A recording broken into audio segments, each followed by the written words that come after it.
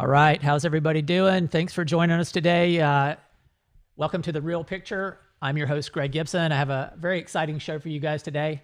I'm actually holding in my hand a Sony A9 II camera, which is arguably the most technologically advanced camera ever made.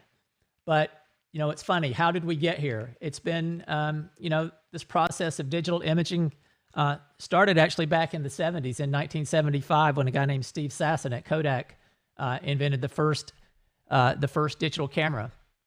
And then it's been sort of a long transition. In fact, you know, everybody pretty much has a digital camera these days. In fact, more digital images have been made in the last 5 years than all images combined in the previous 50 years. And digital cameras are so ubiquitous that most people carry one everywhere they go, and they're built right into their phone. And apps like Instagram and Flickr have made sharing so easy. And most cameras now even include a built-in Wi-Fi for easy transfer and distribution. But again, how did we get here? Very few people know the real story. Digital imaging was first adopted by the newswire services like the Associated Press because the news business was built on speed of delivery.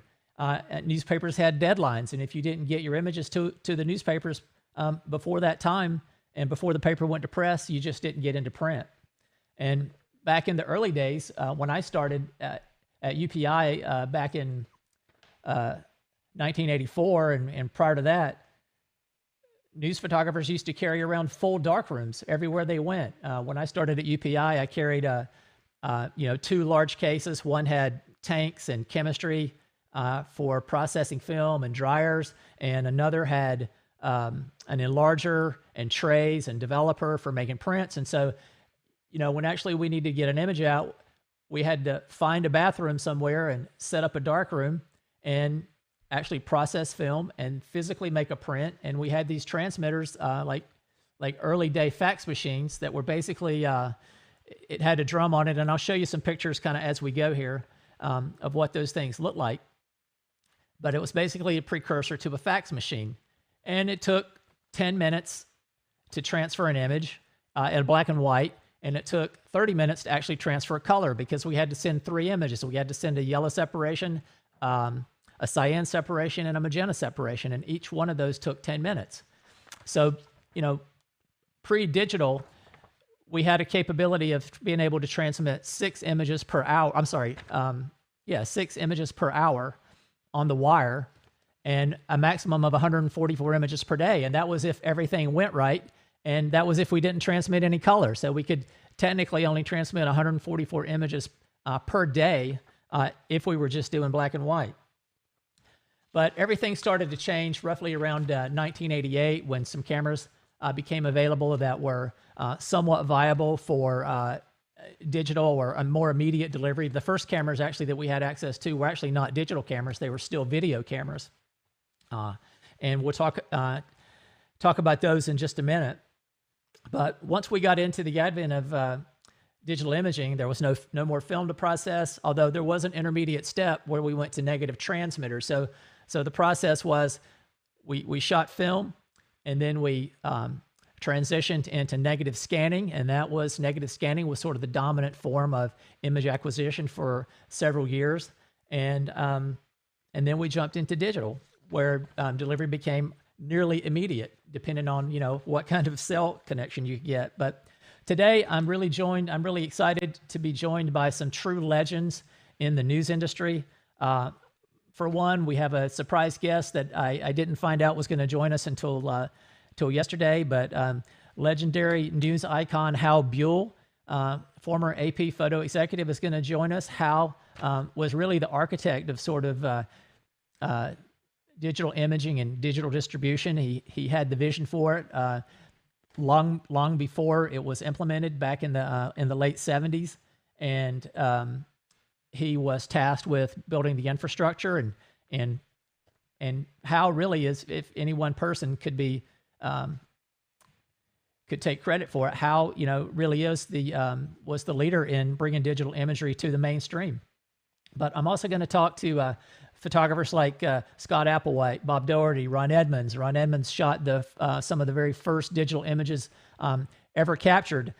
Ron shot a camera back in 1989 at the inauguration of George Bush, and then again in 1992 at the political conventions in part of the '92 campaign.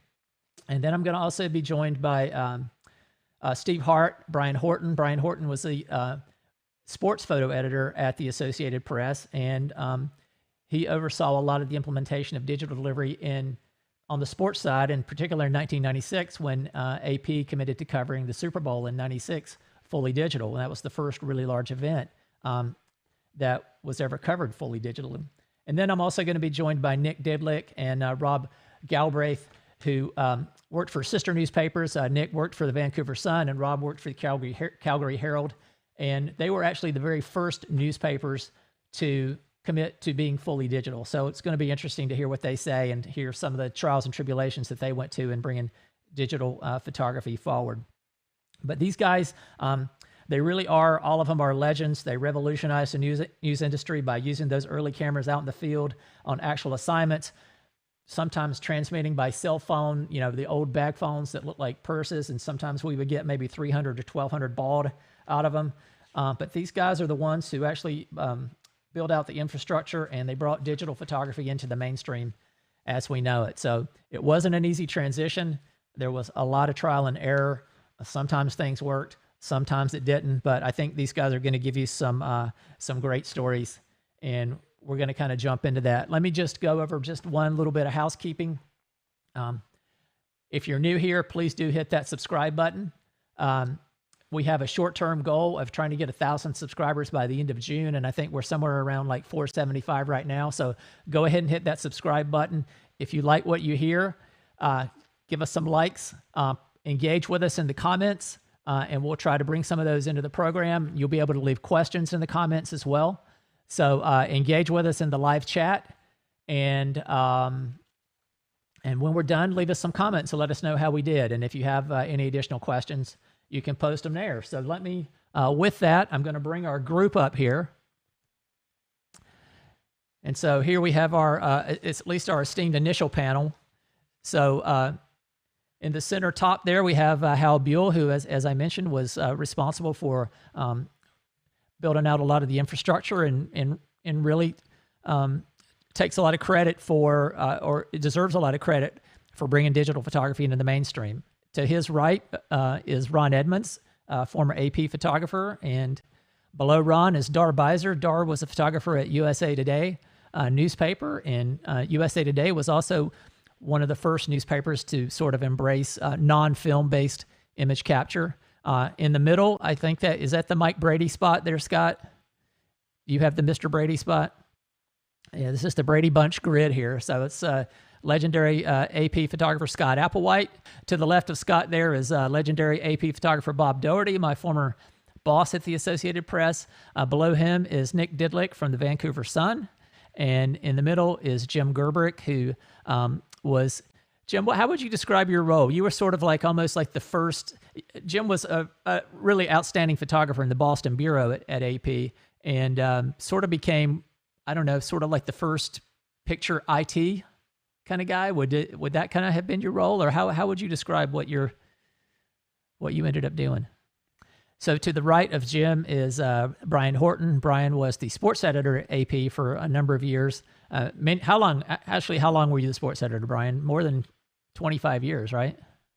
And so we'll be hearing from Brian in a little bit. He was a part of a lot of this digital transition, and also sort of oversaw the Super Bowl in '96, when was one of the first events that AP photographed with a full digital, all digitally.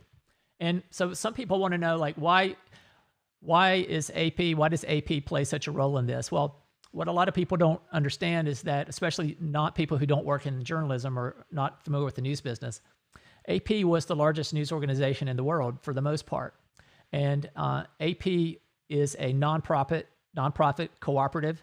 And when I say that, it's owned by the membership, the member newspapers. So newspapers that subscribe to the service, they become what's known as members, and they, in fact, are sort of shareholders or stockholders or the owners of the company. And again, it is sort of a nonprofit organization. But so as a result of that, AP sort of became the representative for all newspapers and all media, television included. And so and AP had a huge responsibility in being able to distribute images to news organizations throughout the world. And so being able to have fast image content delivery was a high priority. And AP sort of set the standard. So when AP decided that they were going to go in a certain way, pretty much the rest of the industry had to go that way as well, because whatever AP was doing sort of became standard for everybody. So the first thing that I want to do is I want to bring Hal on, and I want to let Hal kind of talk just a bit about kind of how image transmission started back in the 30s and kind of bring us up to date up to, say, around 1988 or so when we saw some of these other cameras come into play. Start over, right? My name's Hal Buell, and I've been around. I want to correct the record and saying that while I did a lot of the point man work, the AP had a pretty large team on this project. That made it sound a little bit like I was a one man team. You know, a couple of three guys on the screen there were part of that team, as a matter of fact. And a lot of the times when we had a problem, my solution was to call Jim Gerberich or Brian Horton or Bob Daugherty and say, hey, I just got this little thing. Can you work on this for a while and see what you can do to fix it? And so that's kind of the way this thing went. So just make sure that you know there's quite a large group, including Miss Claudia, who comes in and out of here with a team that trained all the newspapers when we finally got it going. But let's start at the beginning. Actually, the first picture was transmitted back in 1910 in Europe. So the transmission wasn't particularly new, and a British journalist of a magazine, not too long after the invention of the telegraph, said, wouldn't it be nice if we could send pictures the way we send news now? So the idea of sending pictures by wire and getting them quickly was not particularly new in the 70s and 80s when we were working with digital. Of course, pictures were all transmitted by mail, as I'm sure all of you know, until well into the 30s. People talk about the beginning of wire photo in 1935, which was a dramatic, very dramatic, revolutionary change in the way pictures were sent around. It took 5-6 days for a picture to get from, say, Boston to Los Angeles back in before wire photo. When wire photo came on, it was the same day. So it was a big difference. It even made the country, there was a sociological impact. It made the country smaller. But it was not an easy task. Photos have always had a little bit of a problem with particularly in earlier days, a little bit of a problem making itself known as legitimate journalism.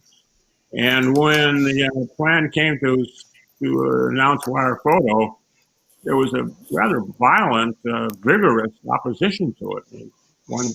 Some people said because of the Depression and the cost, and Hearst Company and Scripps Howard both had mail services, and that meant they'd probably have to go wire, and that was going to be expensive. One editor even said he didn't think any picture I ever saw was the newsprint was printed on. So you can see what we were up against. And this was an open meeting. It's the only time in the history of the AP where there was an open floor fight over a project that the AP had undertaken.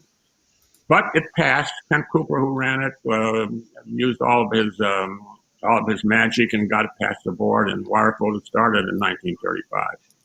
And it was successful. The first big success was when Wiley Post and Will Rogers were killed in a plane crash in August of 35. Of course, everybody was in the mode that it takes a long time for these pictures to get somewhere, and all of a sudden the pictures turned up the next day. So that was a big boost for a wire photo. And a lot of you guys will remember over the years the Olympics with Owens being in fourth. Joe Louis knocked out Max Schmeling, and the Hindenburg went down. And these are all prime big news stories that really gave wire photo the big boost that it deserved. So it went along quite well. World War II stopped a bit because all the material, all the equipment that was manufactured for wire photo went to the military. But even then it was used. The pictures were transmitted out of Guam and out of London by radio into the U.S. And of course there were picture shipments still. Picture shipments. When I came to New York when I came to New York in 1959, we were still getting picture shipments by boat from Europe, if you can imagine that. So, Wow. yeah, and the editors would look through them and look for a good feature or maybe a better news picture, the one that moved 4 days ago by radio. So it moved along slowly, and wire photo never changed over the years. When wire photo started, news was being transmitted at 66 words a minute. So 600-word story took a minute, and one picture took a minute, and you had kind of a very compatible wire photo network and news network moving along. But all of a sudden, news moved up to 100 words a minute, and then 200 words a minute, and then 500 words a minute. And by the time I got involved with the AP, there was no limit. When you want 2,000 words a minute or 5,000 words a minute, whatever it was, and satellite dishes were installed. And that kind of paved the way for digital also. But problems really started to creep in. Greg was saying 144 pictures a day. Well, Greg, I'll tell you, I don't know of any day we ever actually transmitted 144 pictures because there were so many breakdowns on the network, and if you put a color in there, yeah, color was 30 minutes, but you always had a rerun twice, and that's all of a sudden 50 minutes, and it gobbled up the pictures. More realistic to say we transmitted 120, 125 pictures a day, in those times. And then, virtually 95%, 98% black and white, very little color was being transmitted. But bigger problems developed. Because of those high-speed news wires, more news was being transmitted, and we needed more different kinds of pictures, and we needed them to hurry. AP was carrying on its wires the services of the Post and the Times, and we started coming to us for pictures to go with their story. We hit pretty hard. At the same time, the telephone lines in the U.S. were really going bad as far as picture transmissions were concerned. We used to having to retransmit color, for example. A lot of times the wire would go down while the telephone company tried to find out where the burp was between Chicago and New York. Transmissions west of Chicago. It was that kind of a thing. It became an onerous technological issue just to get the pictures out each and every day. And so we began sniffing around, and we heard of a thing called digital. So we looked into it, and there was some work done in digital photography and in digital in general. And the first big digital change came in 1978 when we installed an electronic darkroom in New York.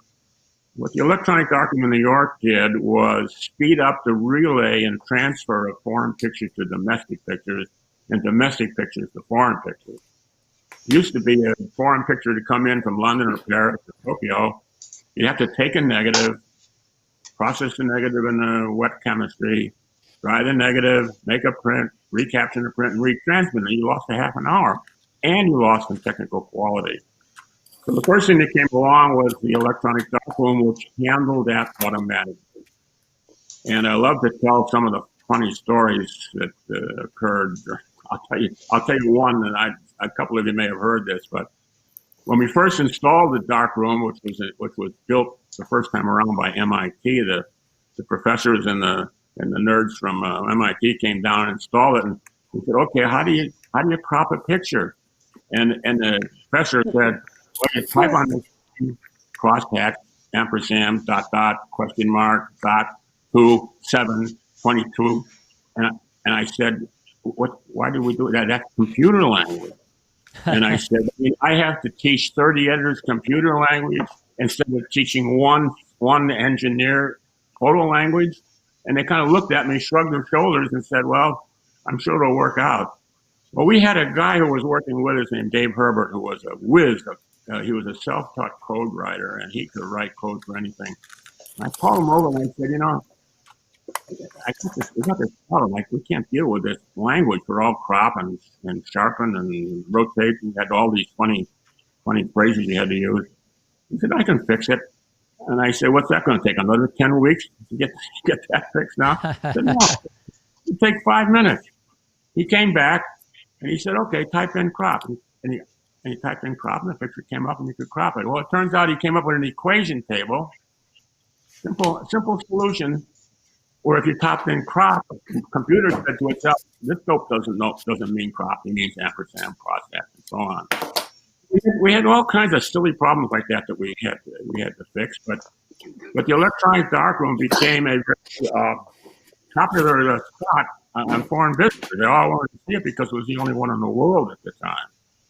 And guys would come in and visit us, and I'd give them a quick, 5 minutes worth in my office, and then I'd turn them out and I'd say, here, sit down. At that time, Claudia was running the darkroom for the Northeast. I said, sit down here, and then Claudia will show you how this thing works. And, these guys would sit for 2 and 3 hours being amazed at how this thing really handles pictures. So that started. That was, believe it or not, that was way back in 1978 when that went online.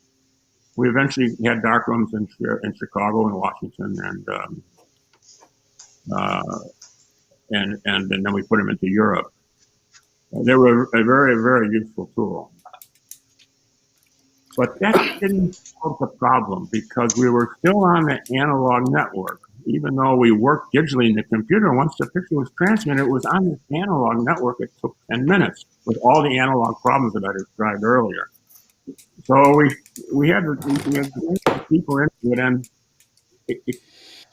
we found out that the first thing we'd have to do is we have to get our pictures into digital. Now, bear in mind, people weren't talking digital cameras in this period. We're talking now early 80s, very early 80s. We were talking about getting our film pictures into digital.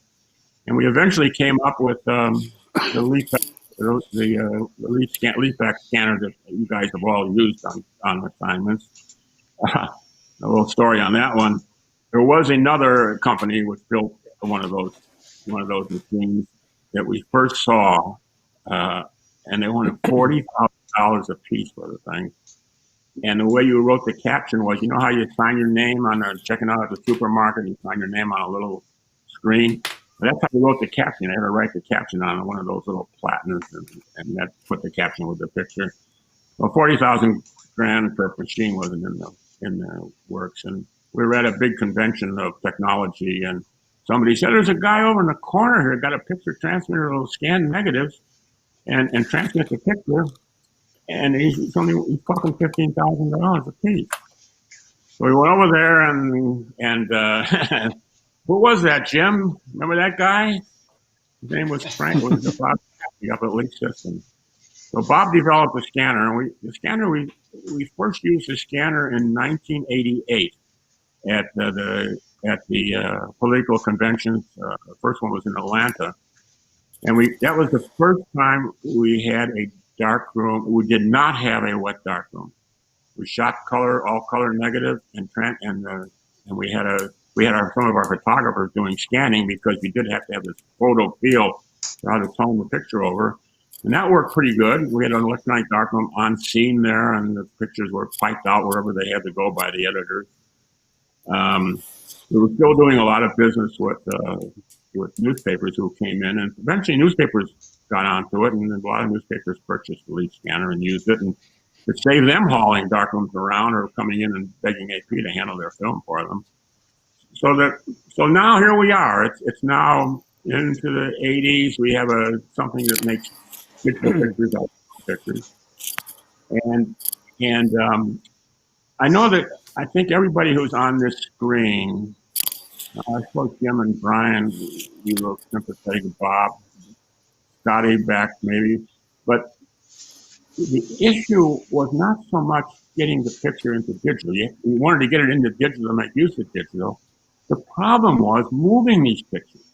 We had to have a system that would handle pictures faster and cleaner and better quality and color and all those problems.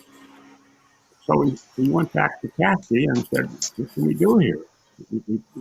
We've got to find a better way. And he came up with the Leafax. Now, I'll tell you, gentlemen, I had a real problem with that Leafax because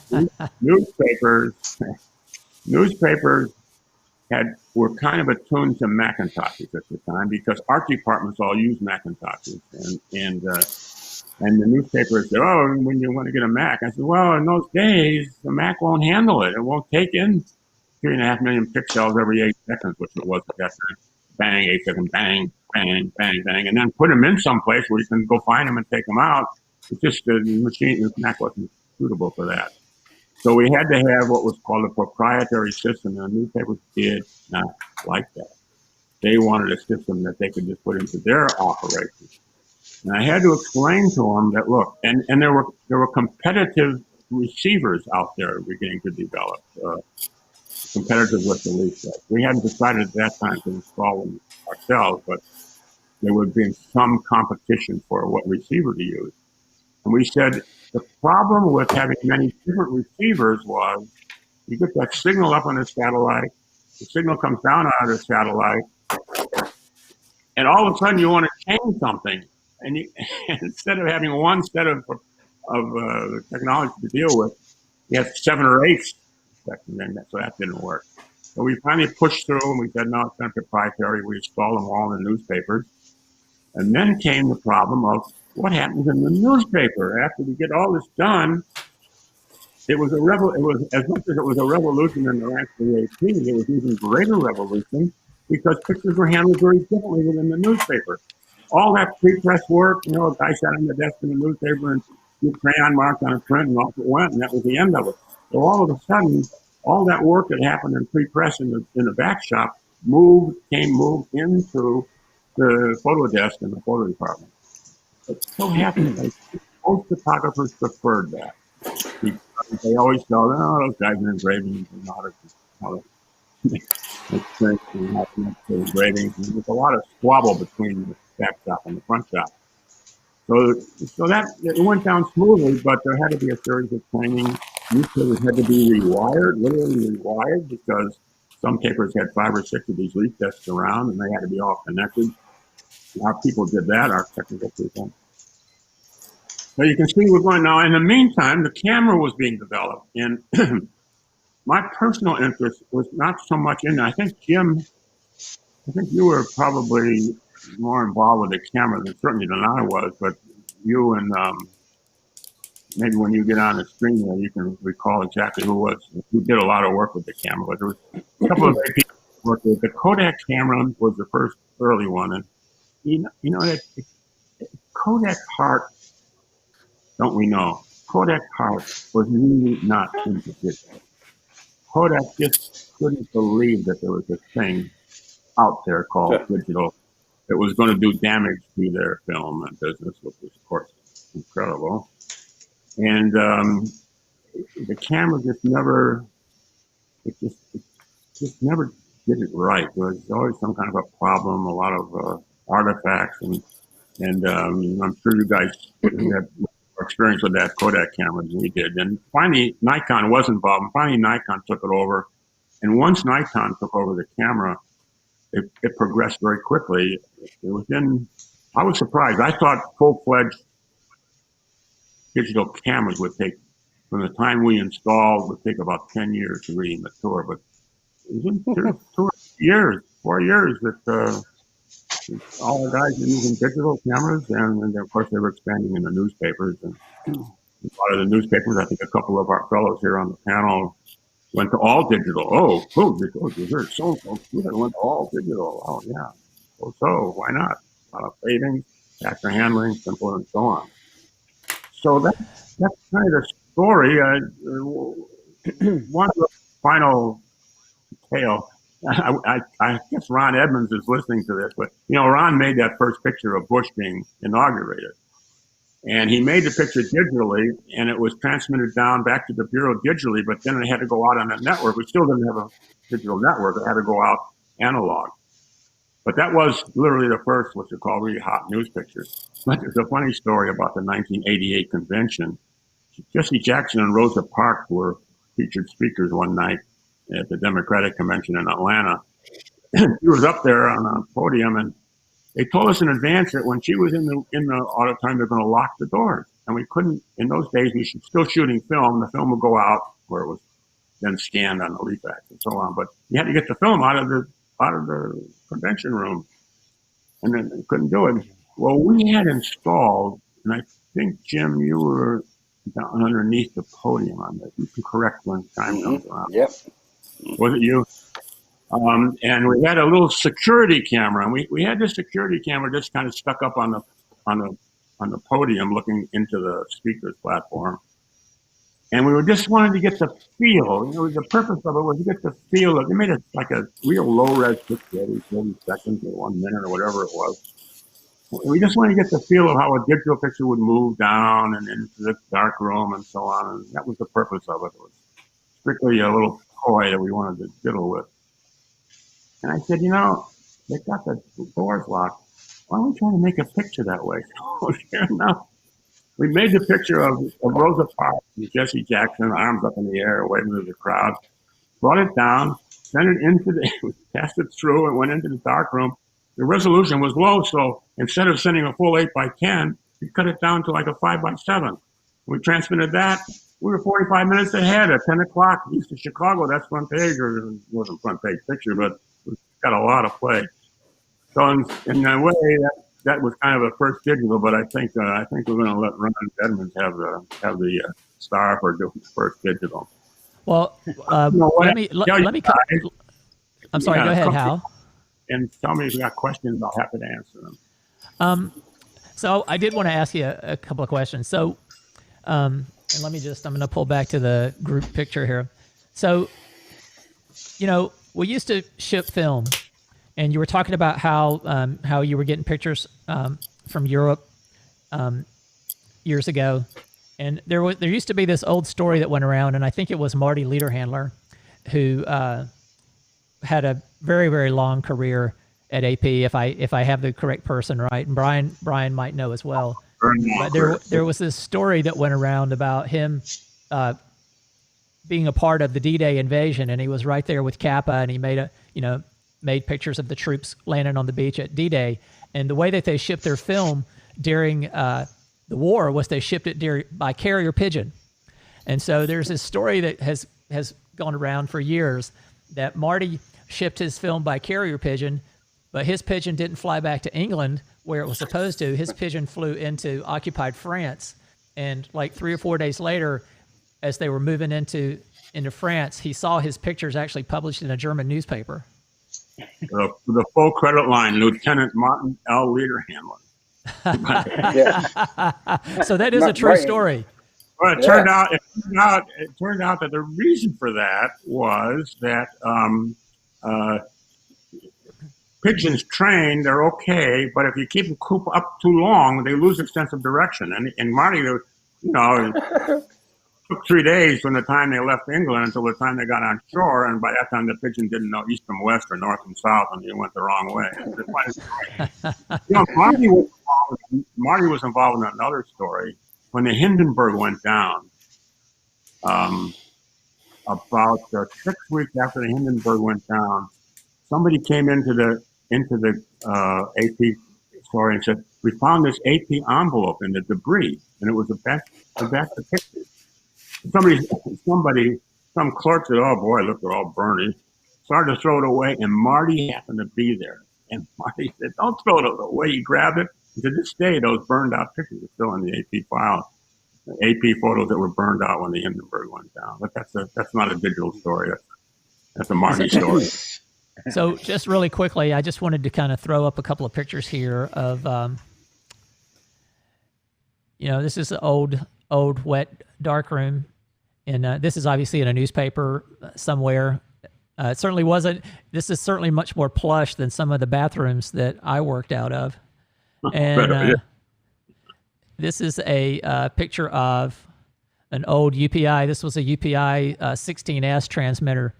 And actually, as you can see here, you used to take the these alligator clips that plugged into the transmitter, and you would screw off the mouthpiece of the telephone, and you would connect those clips to the phone line. And how that transmitter worked is you would attach the picture to the drum, as you see this picture attached here, and then that drum would spin, and the transmitter would optically convert that that image into audio and to an audio signal, and it would transmit over the phone line. And then we had equipment printers on the other end that would convert that back to an image.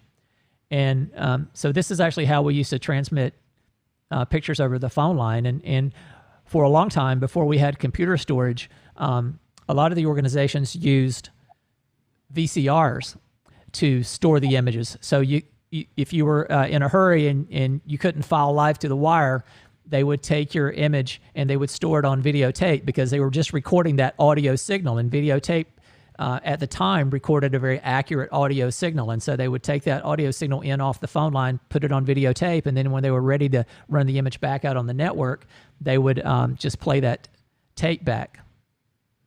In those days, also, a lot of photographers, I don't want to say everyone, but most photographers had their own phone and was part of their traveling equipment. Just to have a handy tool around. Before you throw me to the wolves here, I'll tell one tape story. Can I tell one tape story? Oh, sure. Yeah. When Eisenhower visited India in 1960, there was a mob scene. I mean, it was a crowd. Wow, it was some crazy place. We made a lot of pictures and got them all put together. We had one of those labs you described, Bob. It was in a toilet someplace near the main part of the action. We took the pictures to the New Delhi PTT, and we're sitting around. The UPI team was there. We were sitting around in the lobby of the PTT. The lid was on. Washington was shut down. We won't hear from Eisenhower the rest of the night, so we weren't running around after him.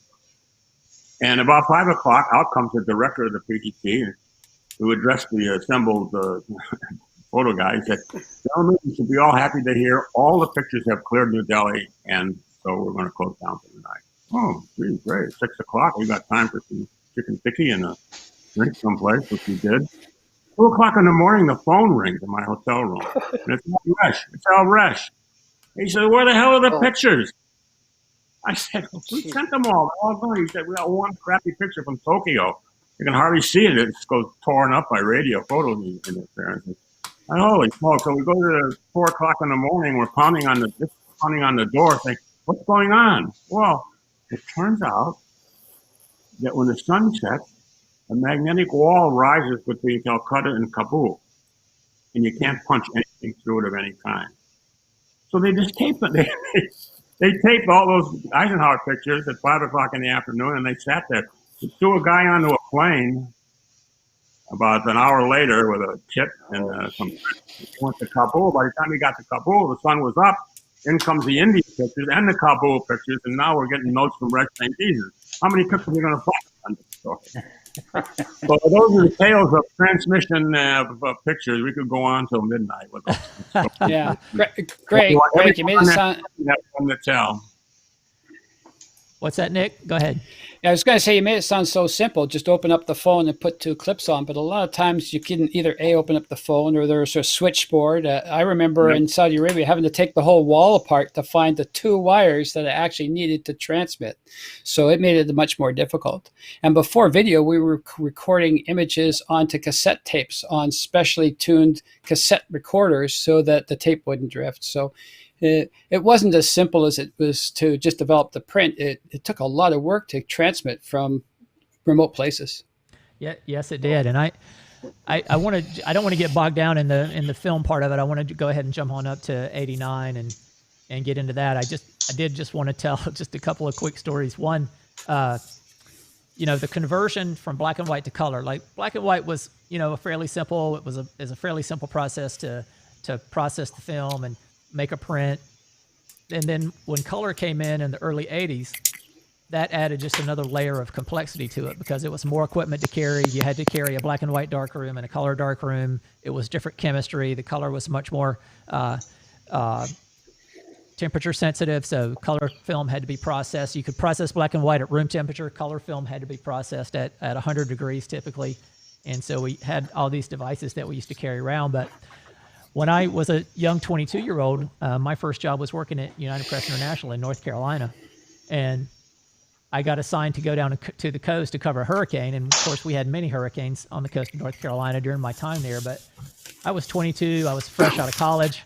I had never made a color print before. But when I went out on this assignment, I was told to bring the color darkroom with me, and we'd work it out on the fly. And so, my boss in Atlanta at the time, Bill Cranford, said, I'll just, you just start making the prints and I'll talk you through it on the phone. And so we used to use these things to make prints that were called Ectaflex. It was like a Kodak-made device called Ectaflex. And it was like a laminated roll print thing. And so you would expose a piece of film and you would put it in the machine and you would roll it through and it would laminate it to a piece of paper. And then you would wait 3 minutes or sometimes a minute and a half if you were really in a hurry. And then you peel it apart and you'd have a print. And so I went out and I was photographing people preparing for the hurricane. And there was this guy out on the beach and he was on a yellow bulldozer. And I thought, okay, there's my color. So I shot some pictures of him building up the bulkhead there on the beach. Then I had to go find a hotel where I could get a room and get a bathroom and start processing my film. So I get everything ready and I'm ready to make my print. And so I call Atlanta, I talk to Cranford, and he says, I said, all right, I'm ready to make this print. He says, okay, we'll go ahead and we had these little color analyzers. They were these little Rodenstock devices. So you put them in front of the lens, and if you had it calibrated right, it would give you a pretty close on your color adjustment. So he says, make a print and then call me back and tell me how it looks. So I go and make a print. 3 minutes later, I call him back. How's it look? Well, it's a little magenta. So he says, dial in like 20 points of magenta on your enlarger and then make another print and call me back. So I make another print, call him back. How's it look? Well, it's still a little magenta. Well, add 10 more points of magenta to your filter, make another print. Let me know. So after that second print, it was all good. Print looked good, put a caption on it, get it ready to go. So I put it on the transmitter, and as Nick was saying, like sometimes it wasn't that simple because and so now I'm sending a color print, so it's going to take me 30 minutes to transmit this image. So about 10 minutes into it, power flashes. And when the power flashed, if you lost your connection, you had to restart everything. So if you had any kind of like line noise, if there was a click or something in the line, you would get what's called a line hit in the image, and you'd have to restart, and you'd have to send the whole thing over again. So first time I got it, the power flashed, and then so I sent it again, and as I'm starting to send it the second time, there's a knock on my door. It's the hotel manager, Mr. Gibson. The storm's coming in. We need to evacuate the hotel. We need you to leave the hotel right now. And I'm like, I'll leave just as soon as I can. And so I started going again, and sure enough, like another 15 minutes into this transmission, I get a line hit, and I got to restart the transmitter again. Sure enough, another knock on the door. Mr. Gibson, we really need to evacuate the hotel. We need you to leave the room right now. I'm like, I'm almost finished. And I get that thing started again, and I got a good head of steam going here, and it looks like it's going to go through. And about halfway through, there's another knock on the door, and it's the hotel manager again. And he says, Mr. Gibson, we've evacuated the hotel. You are the last person here. The storm is bearing down on us. We really need to leave. So I'm leaving. You're the last person in the hotel. Lock the door on your way out. So fortunately, I did. Fortunately, I did get the picture out on that go around, and I actually made the front page of USA Today the next day, which was back in those days that was kind of a big deal. And so in the end, it all worked out, but it was a little bit hairy getting off the island there. I got a one-sentence story on how AP converted to all color, black and white. I decided that I had enough of the second guessing what's going to be the color picture on this story. We had the wrong thing, and we were just a pain in the neck kind of a decision. So I said, we got to go to all color negative. And the way I handled it was I went up to Sandy Colton one day, and I said, Sandy, we got to go to all color. He said, oh. I said, yeah, take care of it, will you? And I walked away.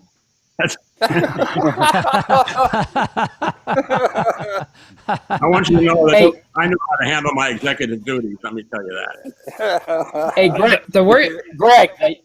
Greg, the picture you had up of the UPI transmitter with the telephone receiver, This one here. Oh, sorry. Hang on, Scott. Hold on. You got it. Okay, go ahead.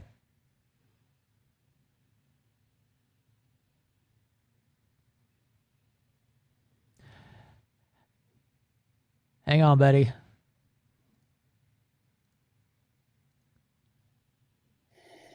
Sorry. Start over, Scott. Yeah, no, as Nick so accurately pointed out, sometimes it wasn't so easy to get the take the phone apart to put the alligator clips on.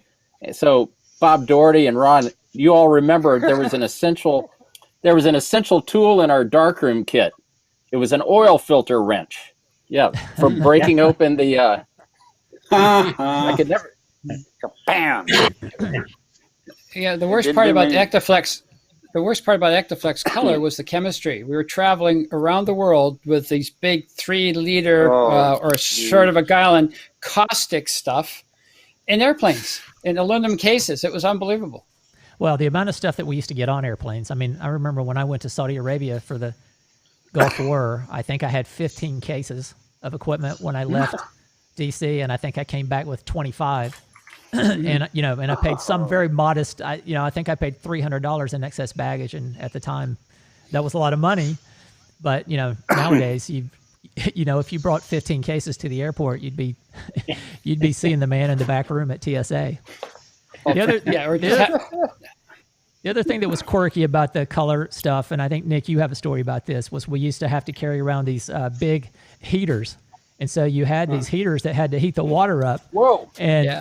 And I mean, so you've got this electric heater. It's called a DevTech. Had this electric heater that you had to put in the big tank that you were heating your water up in. Yeah. And so I'm surprised that people didn't get electrocuted by those things. I got two quick stories. I remember in Haiti, the room that we were using to develop film down there, none of the electricity was grounded. And Doug Mills, I remember Doug Mills was souping film. And every once in a while, you'd hear a, zzz.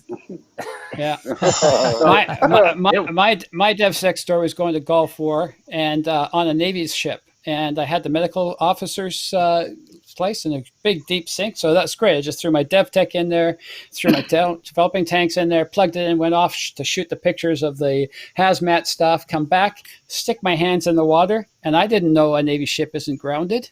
And I got the full charge in both hands going straight up through both arms. And then I had to figure out how am I going to actually get the stuff out. Yeah, that was fun. The other great one, Actiflex, people forget how caustic the stuff was. And you had that little sort of tube that you would drain it into the bottle with afterwards, and you then rinsed your machine. Well, if you forgot to close the tube up, when you filled it at your next assignment, it would come out.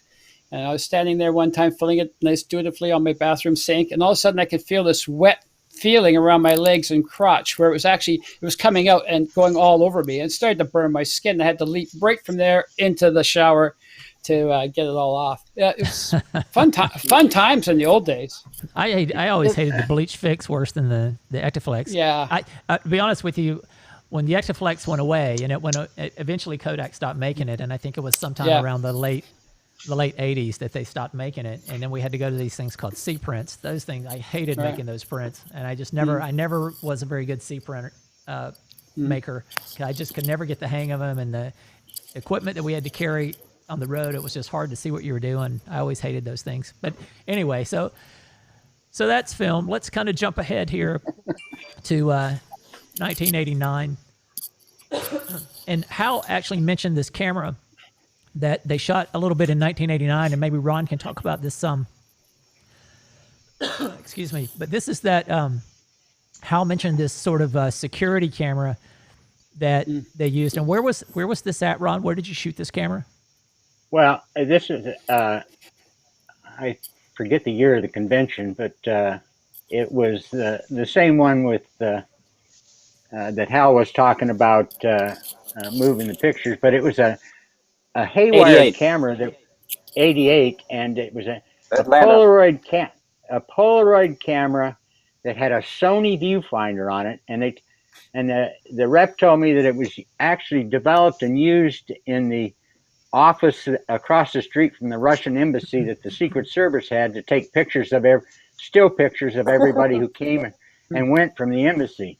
But the funny part about the story, Hal probably doesn't think it's that funny because we spent so much money, but we ran a cable, and I forget what this cable cost. It was like $6,000 for the roll of cable, and then we had to pay union electricians to string it.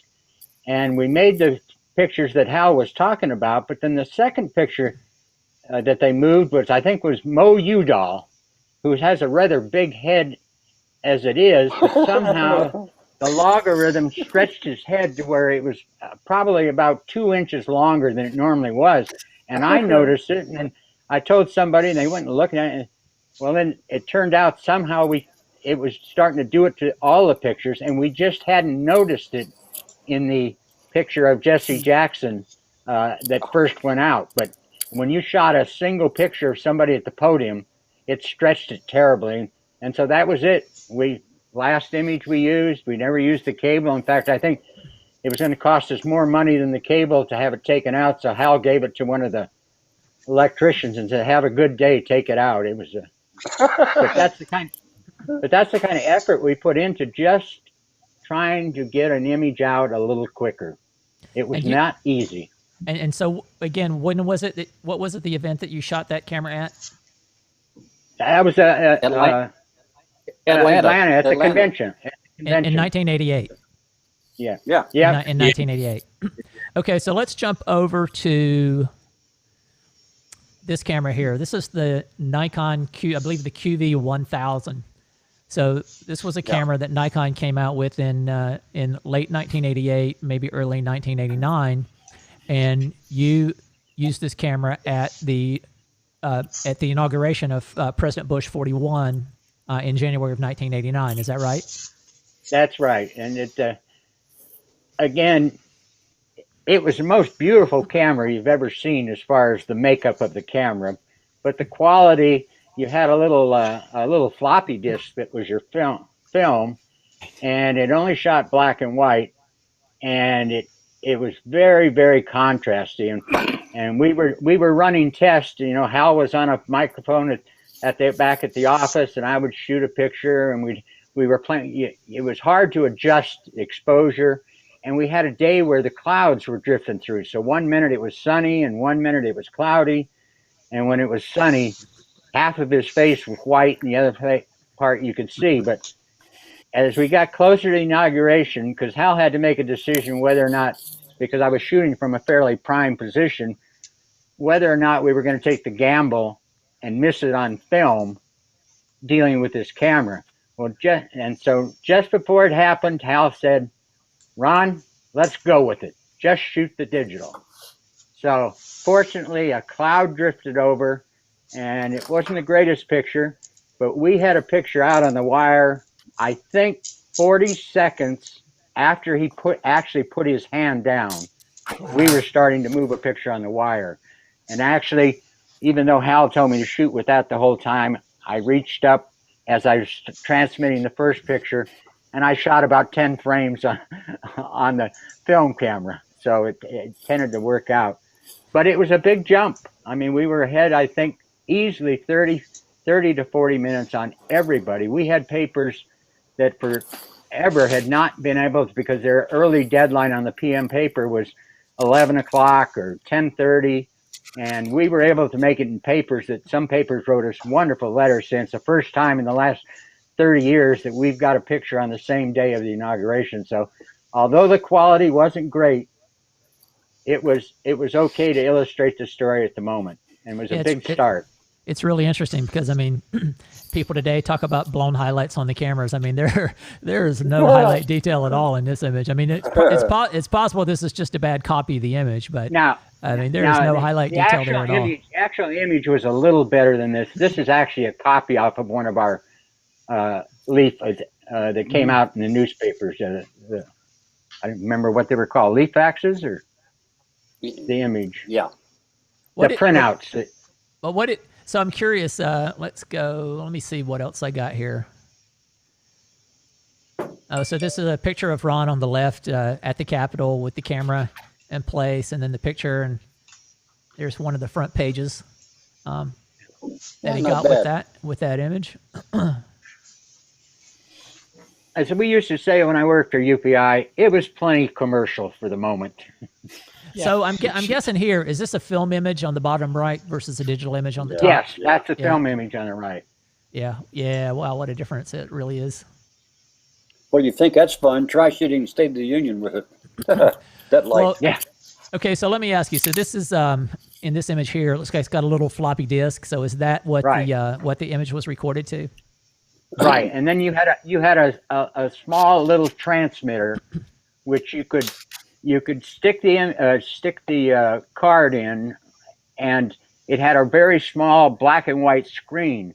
And so when I first ran the test, it was just hard to tell. So when he put his hand up, it was a manual camera. I just ran the f-stops from 2.8 to 16 images, and then when I put it in the machine, I just scrolled through until I found the one that had the best toning to it.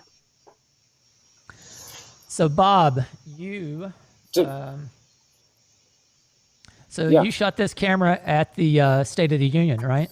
Yeah, that was right after. Well, it was Bush, State of the Union, and that's interesting light there. Wow.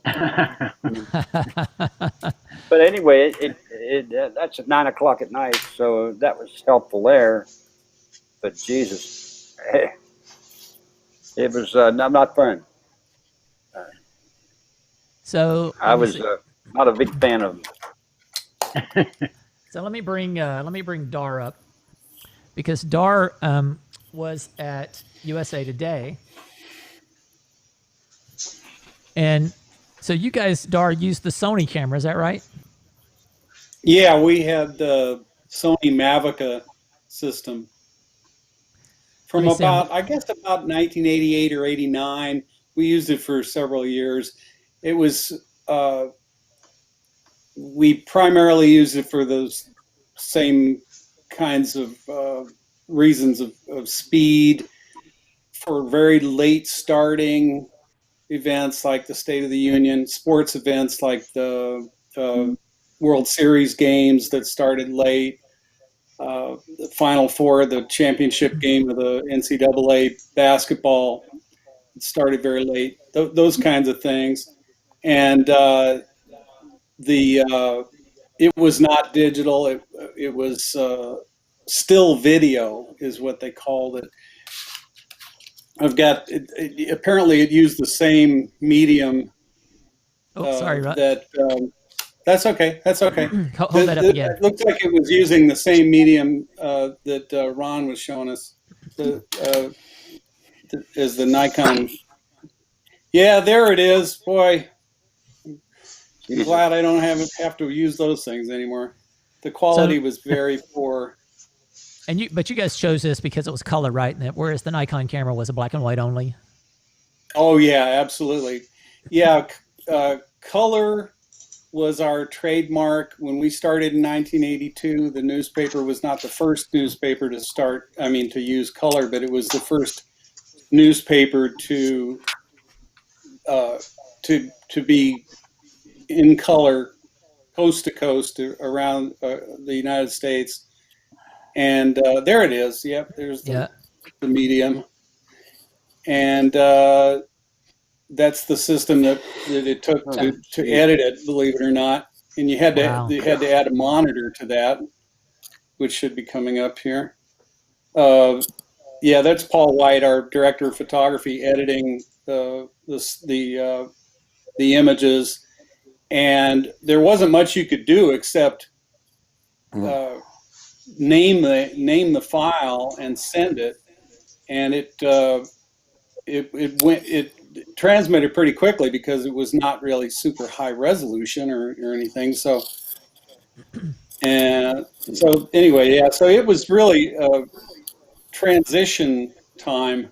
We were still shooting film for a lot of things. In fact, the same event we'd have film cameras and the Mavica, or we would start with the Mavica at the beginning of a game, for instance. We'd shoot some Mavica, transmit that for first edition, switch to film, go back to Mavica at the end of the event for second edition. So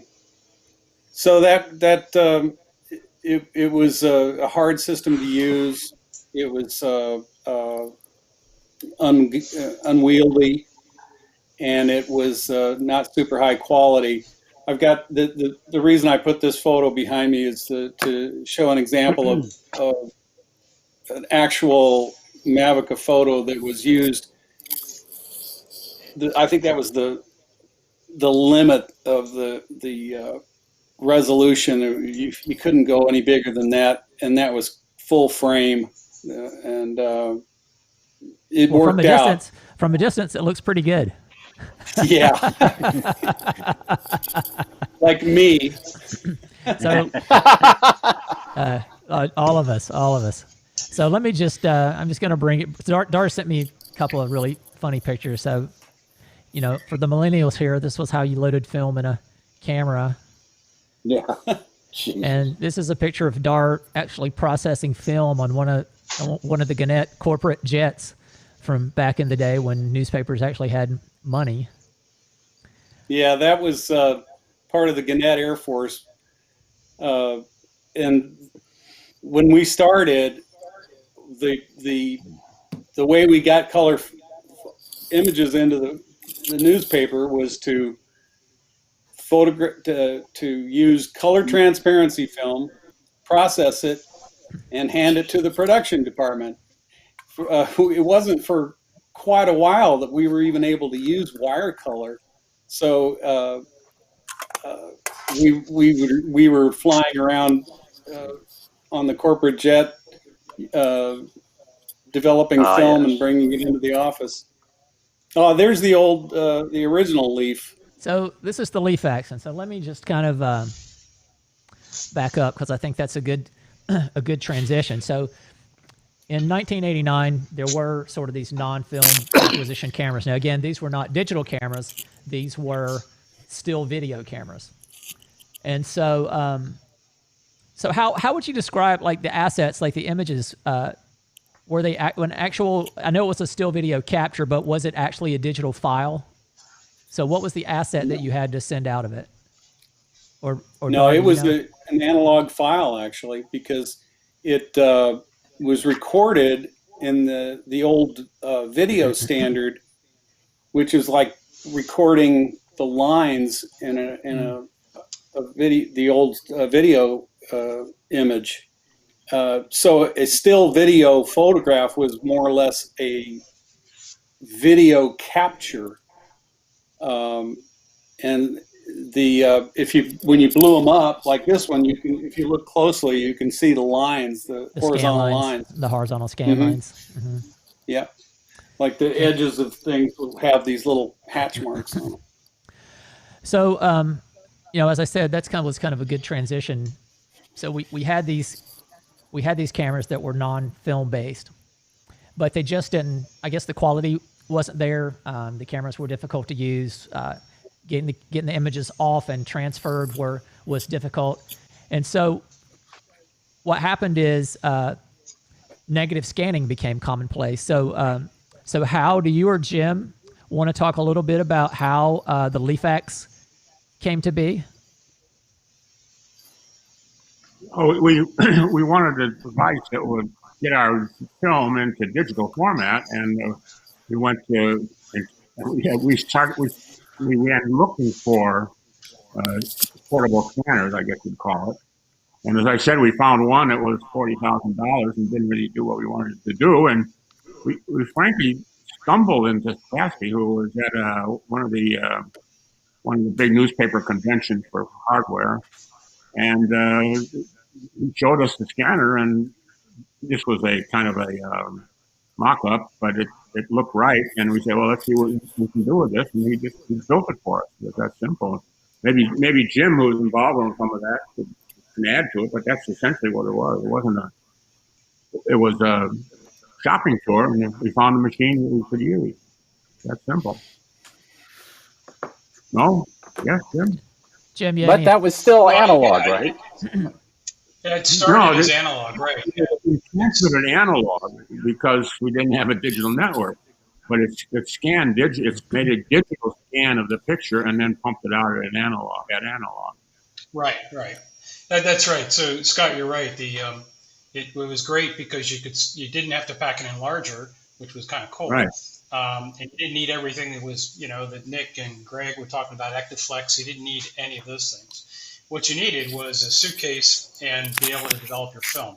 And that could have been 1 hour photo, or it could have been your own kit that you brought, but you didn't need all the other stuff. It took probably a good 2 years before Leaf actually had a digital output from the device. I don't think it was much before 1991, before the early Gulf War, that we were actually able to send digitally from there. We tried a early model of a digital compression tool at the Malta Summit, and that was a big deal because we could send back to New York in about 4 minutes a digital file to another darkroom, and the editors picked it up from there and then would process it and move the picture. But it wasn't really till I think, and I think Scott might have been one of the first ones. First photographers that took the digital gear into Kuwait. Well, we'll get to that in just a second. But let me see here. Jim, the thing I remember about those Leafaxes was trying to travel across borders. Everybody thought you were a spy. Yeah. Yeah. Show me your case, and then. Right. Yeah, I mean, it looks like spook stuff, right? And I mean, I spent hours in Moroccan customs or other customs trying to explain what this thing was. So, Jim. Go ahead, Ron. That wasn't me. This is Bob. Don't forget the word compander. Yeah, that's right. what. Hang on. We were talking about it earlier. We'll get to the compander. We'll get to the compander. So. Where did I want to go here? I got a couple of. So the point I wanted to make was, and I think Jim or maybe Scott made it. The Leafax transmitter was still an analog solution. So basically, instead of now making a print, we were just scanning a negative, and it was in effect doing the same thing. It was taking that negative and it was converting it into an analog signal that was played out over an analog phone line. So it was still an audio system. And as Hal pointed out, one of the big issues in going digital was, we lived in an analog world. All the member newspapers, all the news organizations were set up for analog. Nobody really had digital back ends yet. And so even though we were scanning the negatives and you sort of think of it as digital, on the other end, there was still a print, there's still a laser print was coming out of the machine. And for archiving, people were still storing laser prints, right? Right. Yeah. I think the big jump there, Greg, was so I was just thinking back. We went to the Malta Summit with something like 22 cases of gear, and it had to be that the majority of that gear was darkroom related. It was a couple enlargers, everything you needed for film, and everything you needed for color prints. We took a couple Leafs, and we took a prototype digital box with us. And it turned out that those probably consumed 3 cases of however many we had, and we never needed to make a print or send a normal transmission. We were able to use the prototype stuff. But that was a big savings. You were traveling a lot lighter than you were previously. So this is just a little video that AP editor Mike Stewart was kind enough to actually shoot this morning. He still has 2 working Leafax transmitters in his possession, and he shot a little bit of this video just to kind of show you kind of what it looked like. And so basically it was this Halliburton case with this very crude LCD screen in it, and it had a little negative carrier in it. You would cut your negative up and slide that in there, sort of up there to the top. I believe it was to the top right of the screen, if I remember right. But it was still, I don't know if I don't think he actually scanned a negative here. I was just trying to see.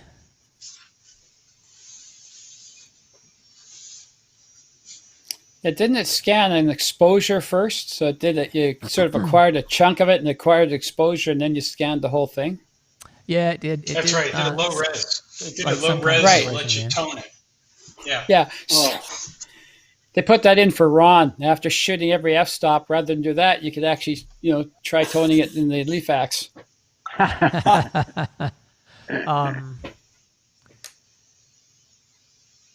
So I was looking for, I'm looking for a picture here on my system.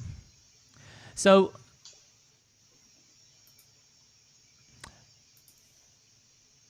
the other thing too is this was still a 10-minute process. So it was still 10 minutes out for a black and white image, and it was still 30 minutes out for a color image. So nothing had really changed. And one thing that did change a little bit, and Scott or somebody brought it up, was that thing called the compander.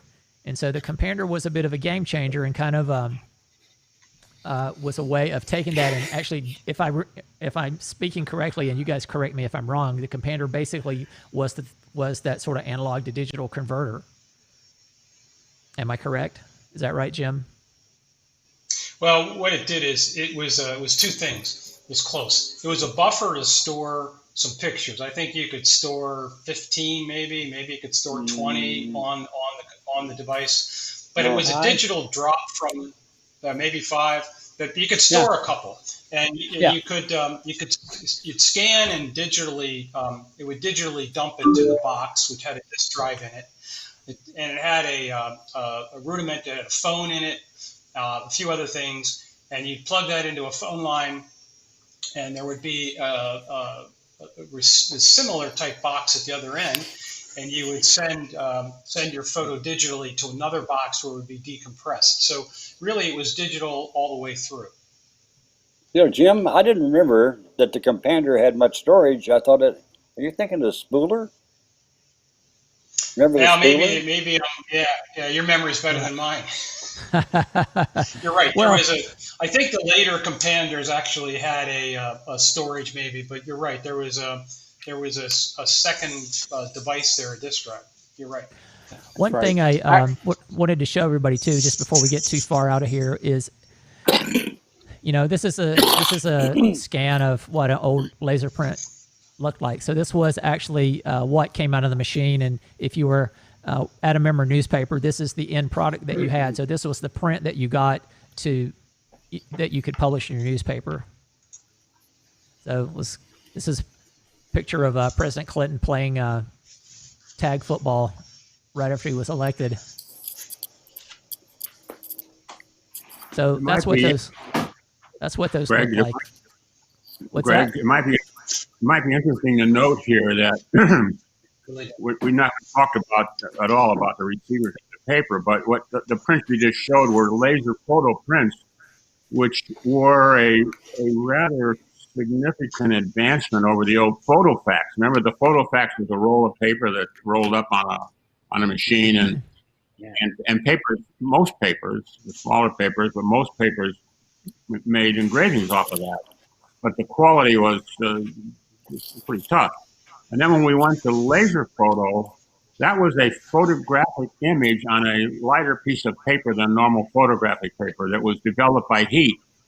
And it was really a pretty substantial change in the technology of the delivered print, whether it came off of digital or it came out of analog or however it got there. When it got to the laser photo print, the laser photo machine, it was analog signal, and recorded this, and it was developed by heat and dropped it out. And it was of course very widely used for several years. Well, so from roughly, I would say probably about 1989 to probably even to the mid-early 2000s, roughly 2002, somewhere 2005, negative scanners were still quite prominent at the newspapers, because it did take, even though we start with digital in 92, it did take a long time for newspapers to be able to afford to, some newspapers to be able to transition over. So negative scanning was sort of the de facto way until digital took over. But Scott, why don't you talk a little bit about in 1991 when the Gulf War started, and you were assigned to the DoD pool, the first DoD pool, in August. I think it was August of 1991, and you went over to Saudi Arabia, and you had to take over negative scanner and this wonderful Compander and these amazing sat phones, these new sat phones that we had access to that were actually Oh, Jesus. there's kind of a rough picture, but it was basically the sat phones that we had access to were basically two large Halliburton cases that weighed 75 pounds each. So in addition to all your camera gear and your film processing equipment, you also had to carry a 150-pound satellite transmitter and a Leafax. And we were talking about the Compander. So this is former Washington photo editor Toby Massey standing here using, I think this was in Malta or somewhere during a presidential summit, but his left hand is on, in Cuba, is on the device we were talking about was a Compander that connected to the Leafax transmitter and made that digital signal. And then that satellite dish in the background is the sat phone. But Scott, why don't you talk a little bit about going over to Saudi and getting that stuff set up? Well, when Bob Daugherty and Hal sent me with the Pentagon press pool, that was in August of, August of 90. And, August of 90, that's right, yeah. Right. I took 3 Leafaxes and, the Halliburton kits ready to develop film, and which we did that for a few months, and that was working fine. Bob Daugherty came over shortly thereafter, and I came back to Washington for a break, and sometime around Christmas time. And yeah, you were there a long time. So you went in August, and you didn't come home until Christmas. I remember coming back, before going back, Toby Massey handed me this black box, and I'm sure Jim Gerberich and Hal, you guys had everything to do with that. And I asked Toby what it was. He said, "Well, it's a Compander." I said, it had, it had no dials on it, no switches. It was literally the black box. I said, "What's it do?" He says, "Bob will know." And I remember handing it to you, Bob. And Bob was the one that got it started. I do remember. I was telling Greg a story earlier about, the Leafaxes were, sending an analog signal, just as if you had, hook the alligator clips onto the phone as we did in the older days. It was sure a hell of a lot more convenient, but I do remember going out before the shooting war started. I remember going out on the flight line where all the F-15s were taking off, and I wanted to get a nice picture at twilight when the planes hit the afterburners and the sky was blue, twilight blue, and this orange flame shooting out of the birds. And I had a military escort, as we had a military escort every time we moved a foot or two there. And I took him to the place where the angle I wanted to shoot from, and he says, "Oh, we can't do this here because there are all these gun emplacements over there. That's classified. We can't show that." I said, "Are you kidding me? This is a wire photo. From halfway around the world. You've seen those. It's a little mushy. You'll never see any of that stuff." Okay. So we shot it, and this was the first. And these were the first pictures that we put out using the Compander that were totally digital. It was a high-res scan. Using the Leafax was a pretty high-resolution scan off of film. Right, Bob? Yep. Yeah, and then you sent it through the Compander, digitized it so that whatever digital information there was at the source made its way to the back to New York and into the newspapers. And the next morning, or maybe a day later, there were I remember seeing a copy of USA Today which had excellent, and still does great reproduction. And there was that picture, and you could see every spike of barbed wire and details in the background that I had already said, well, you're not going to see that stuff. So I quickly made my way around the filing center to make sure there weren't any copies laying around for the for the colonels to see. But I thought that was a big change in terms of quality. Well, the one thing I learned there was, but excuse me, Scotty, was digital.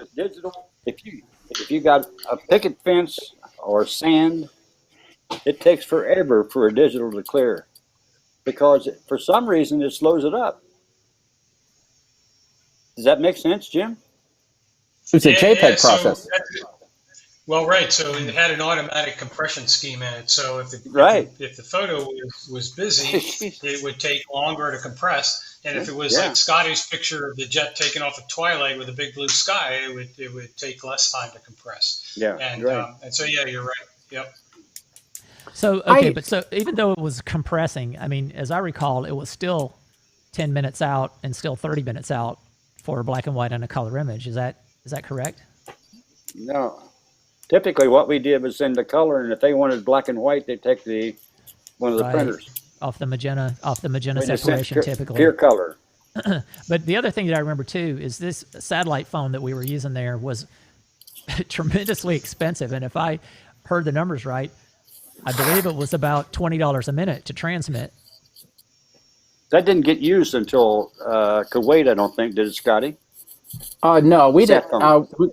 When we were when the Pentagon pool first set up in Darr, Saudi Arabia, we had pretty good good digs to work out of, and we were actually using international direct dial phones that cost an arm and a leg. Right, because you're working out of a hotel. You're working out of a hotel there, so it makes sense that you would use the sat phones in Kuwait, because as Brian knows, because Brian was in Kuwait when I went. I went over 2 weeks before the ground war started, and I was there for 2 months, and Brian and I went over at the same time. And when we came up to Kuwait, of course, we were in the hotel where all the doors had been kicked in. There was no electricity. There was no running water. So we had no other method to transmit other than to use the sat phone. Yeah, the real number with the sat phone was how much it weighed. So by the time you brought all the wet dark rooms, you still had to develop film. The sat phones, and of course you had to bring up you had to carry up the generators and the gasoline and everything for all of that. So it was more brawn than brains, exactly. But it was unbelievable to be able to. We were starting to realize the true value of digital. It allowed the photographer to stay on the scene. You didn't have to leave the news in the middle of your coverage to get back to the darkroom. Mm-hmm. I remember when I was starting, I always admired great photographers, before me, like Bob and Phil Sandlin in Miami, who, they could shoot a half a roll of film and then get back to the darkroom and start pumping out news pictures. I couldn't do it, but it was a real. It was frightening. There was a lot of pressure on the photographer to do that, and also you had to compromise your coverage a little bit in order to meet the deadline. That's what the true value, not just in digital. That's the true value of not just being able to transmit quicker and everything. Eventually, after we jumped over all of these hurdles and all of these obstacles and these, amusing anecdotes that we're talking about, that's what we had to go through to get to where we are. And nobody would ever want to go back. I mean, sometimes I'll be talking to students and such, and they'll always ask me. They always think there's this nostalgia for film, and I can understand that. But they always say, "Don't you miss shooting film?" No. Brian, you want to add anything about using that sat phone up in Kuwait? Hello, Brian. Brian, did we lose you? Yeah, he's frozen He's on fro- my screen. He's frozen. Also, picking up on what Scotty said, yeah, I don't know if you guys, I'm sure this group is aware of this. There has been a dramatic increase in the quality of news photography in this period. And it's directly traceable to the point that Scotty was making, that more and more of the effort could go into the photograph as opposed to the logistics. I don't want to say donkey work, but you called it was brawn, not brain. You're right in a lot of cases, but the digital really opened up a doorway to much improved photography. And it's such a shame that it doesn't get the kind of usage that even in our day, our pictures got a lot of play, which you see less and less of that. It's just a crime because there's so much good material out there now. So Brian said they just had a power outage at his house, and so he's rebooting us. Waiting for his modem to reboot. So we'll have him back in 1 second. I want to jump on up to 92 because I know like Jim is a bit time constrained, and there's some other things I want to get to. But we were always, when we shot film, we were also always dependent on a lot of times other people and quite often strangers in getting our film from out in the field into the darkroom. Now, when I covered the White House, I always had a local photographer was there that shot on the back camera platform, and I was always able to ship my film, typically with somebody that was working specifically for AP. But when we were in Kuwait, a lot of times we were just at the mercy of random people. And so, I mean, just like Marty Lederhandler attaching his film to a carrier pigeon, a lot of times we would just find a random stranger and say, hey, are you going into Kuwait City? Would you drop this off at the Kuwait International Hotel? Somebody will meet you and pick it up. Or could you go up to room 307? I don't remember what the room was, and it was amazing how often, how rare it was. It was a rare thing that the film didn't get there. I mean, people were just so good about always taking care of that stuff. And so I typically shipped film in Kuwait a number of times with soldiers or just random people that I came across who would take our film back to the darkroom. Right. I'm sorry, Greg, go ahead. No, go ahead, Bob. I was just going to mention the sat phone. I figured out I can take the sat phone up on the second floor at the filing center, and no matter what the weather is, you don't have to stand out here. You couldn't run it in the rain. Turned it up to see if I could get a signal. Wow, got a meter showed I got a hell of a signal. Turned out I was microwaving myself. It was bouncing off the windows and back at me. Well, hey, Darr, I'm gonna let you go ahead and jump off. Okay. Okay, and Thanks for having me. I'm gonna bring Steve Hart on. Say, Darr. Quick here. Nice seeing you, Darr. Good seeing you all. Thanks for having me. Take care. Take care. So I'm going to try to get Steve Hart on. I want to go ahead, and while we're doing that, I want to go ahead and jump up to 92 here. And let me just find my folder here with Ron's stuff in it. I got so many folders of pictures open on this computer right now. I guess you need an organizing tool.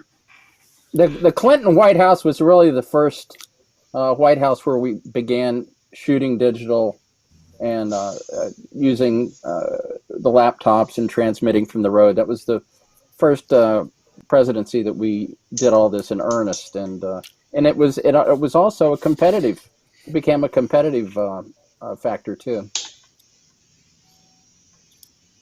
Okay, give me just 1 second here. Let me get these pictures on here. There's Steve. Right. There you go. Hey, Stevie. Hey, Steve Hart. Hey, guys. Great Everybody, seeing y'all. Joined by Steve Hart, who was a former photo editor at AP and now works for Adobe. Hey, Scott. Jay Scott, haven't seen you in forever. Happy to see you, brother. All right. In fact, I appreciate Greg bringing us all together, and this is a wonderful thing for me personally. I mean, got Hal, who hired me, and Bob Daugherty, my mentor, and Ron Edmonds, who always, showed me how to, showed us the right way to do things. And everybody in this grid is someone I respect and admire. So really happy. Hollywood Squares. And we got Brian back now, so. Yeah, hey. My signal dropped out as Scotty was telling a story about Daugherty, and I just wanted to include that my first exposure to the setup in Daugherty was walking into the suite, which had been General Schwarzkopf's suite that Scotty and Don Mell had commandeered, and Scotty was floating in the walk-in marble bathtub, which was about the size of an Olympic-sized swimming pool. And I've got to say, that's a sight that's forever seared into my mind. All right. So we're going to jump up to 92 now. So the war. Well, one thing I wanted to add too is it was the way we transmitted pictures from 1991 was a stark contrast to the way the second Gulf War was covered, when people had sat phones that were small enough that basically would fit in their pocket. They were just slightly larger than a cell phone. And so, while we were sort of relegated to shooting film and trusting strangers to take our film back to the darkroom, in the second Gulf War back in 2001, photographers were actually shooting digital cameras out in the field, and they were filing their images from the battlefield. So that's how much in just those 10 years things changed. And so it kind of started with this camera right here, which was the Kodak DCS520. So Jim, maybe you and Hal can talk a little bit about how Kodak came to AP, and we kind of forged this deal to use this camera in '92 at the political conventions. Well, I'm going to say briefly and then turn it over to Jim because he has more detail on this. But I was, to me, that was an undertaking that didn't really get us as far as it should have. It was after that the digital cameras really became the kind of camera we needed. But Jim can lay that out better than I can. Well, I think what happened in '92 was that our digital network was up and our satellite delivery was up, so we could deliver a digital photo to our customers in a minute, or maybe perhaps a little bit more than a minute, but much faster than the 10 minutes and perhaps 2 minutes for color. And as I recall the story, Hal said, we had a need for speed. The conventions were coming up, and I was working in Boston, and he called up and said, why don't you look and see what's available, see what cameras are out there that we might try to use. At the time, we had been working with Leaf, and Leaf was building a camera. We had seen some of the early photos from the Leaf camera, which were really stunning. They were black and white. They were all in Hasselblad, and it took the better part of 8 minutes or 9 minutes to process a single photo. But they convinced us, as good salesmen do, that they'd be ready for the convention. We looked at Sony. We looked at a couple others. Went back and we looked at Kodak, and we really didn't think much of the DCS520. I think we had tried it once. Really had a bad outing with it. But coming back, they had improved it slightly. And when they saw that we were interested, they said, well, what would keep you from using it? And we said, well, we need some better software than what you had. They tried to modify it a little bit. Leaf didn't make the deadline, and we got to Madison Square Garden and decided we'd give a shot on the DCS520, which was the Nikon F3 tied to this brick that sat right below Ron's camera. Jim, didn't the DCS520 require the over-the-shoulder thing in the back there? Yeah, it's got the pack there. That white pack that you see on the screen right now was a big. It had a power supply and other stuff. It was a disk drive, and I think it might hold. At the time, it might have held 50 or 60 pictures. And so we took it to Madison Square Garden. Ron practiced, and he continued to practice and try to tweak the exposure. And the idea was that we'd get a deadline photo in literally in seconds, when Clinton came out to accept the nomination. That was the goal, and Ron more than once patiently explained that this could be a big failure, and the decision was made to go ahead and give it a shot, and so Clinton comes out, Ron makes some pictures, we get them processed, and we couldn't. The picture quality for black and white was mediocre, color wasn't usable. But that picture made all the hometown first editions in New York City because we were able to do it digitally. I think the big milestone in '92 came really at the GOP convention, and we tried something different. We still had the same camera. We got a couple prototypes from Kodak that were a little bit different, a little bit better, but they had a lower ISO quality. But what Ron did was instead of worrying about that pack, we wired the pack to a couple computers that were wired to the darkroom, and Bob, Daugherty, and a few others could watch Ron practically take pictures in real time. And that was a first. Yeah, that was a first. That was a first, right? So this was really kind of scary. It was this need for speed, and we're watching this unfold. And Ron's talking to me in an earpiece, and Bob's talking in another earpiece, and you see something happen on the screen, and Bob would say, "Do you have it?" And I said, "Wait a second," and here it comes. And then we'd make a selection and move a certain amount to the darkroom. So a big jump between the two conventions, and at the same time we had a couple portable cameras they were trying, and all this was about speed. And getting out of the Houston Astrodome without running film out.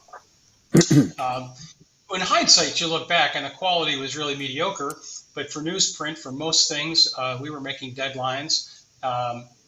We had this thirst to go faster, and so we cleared the conventions, and it was a good story.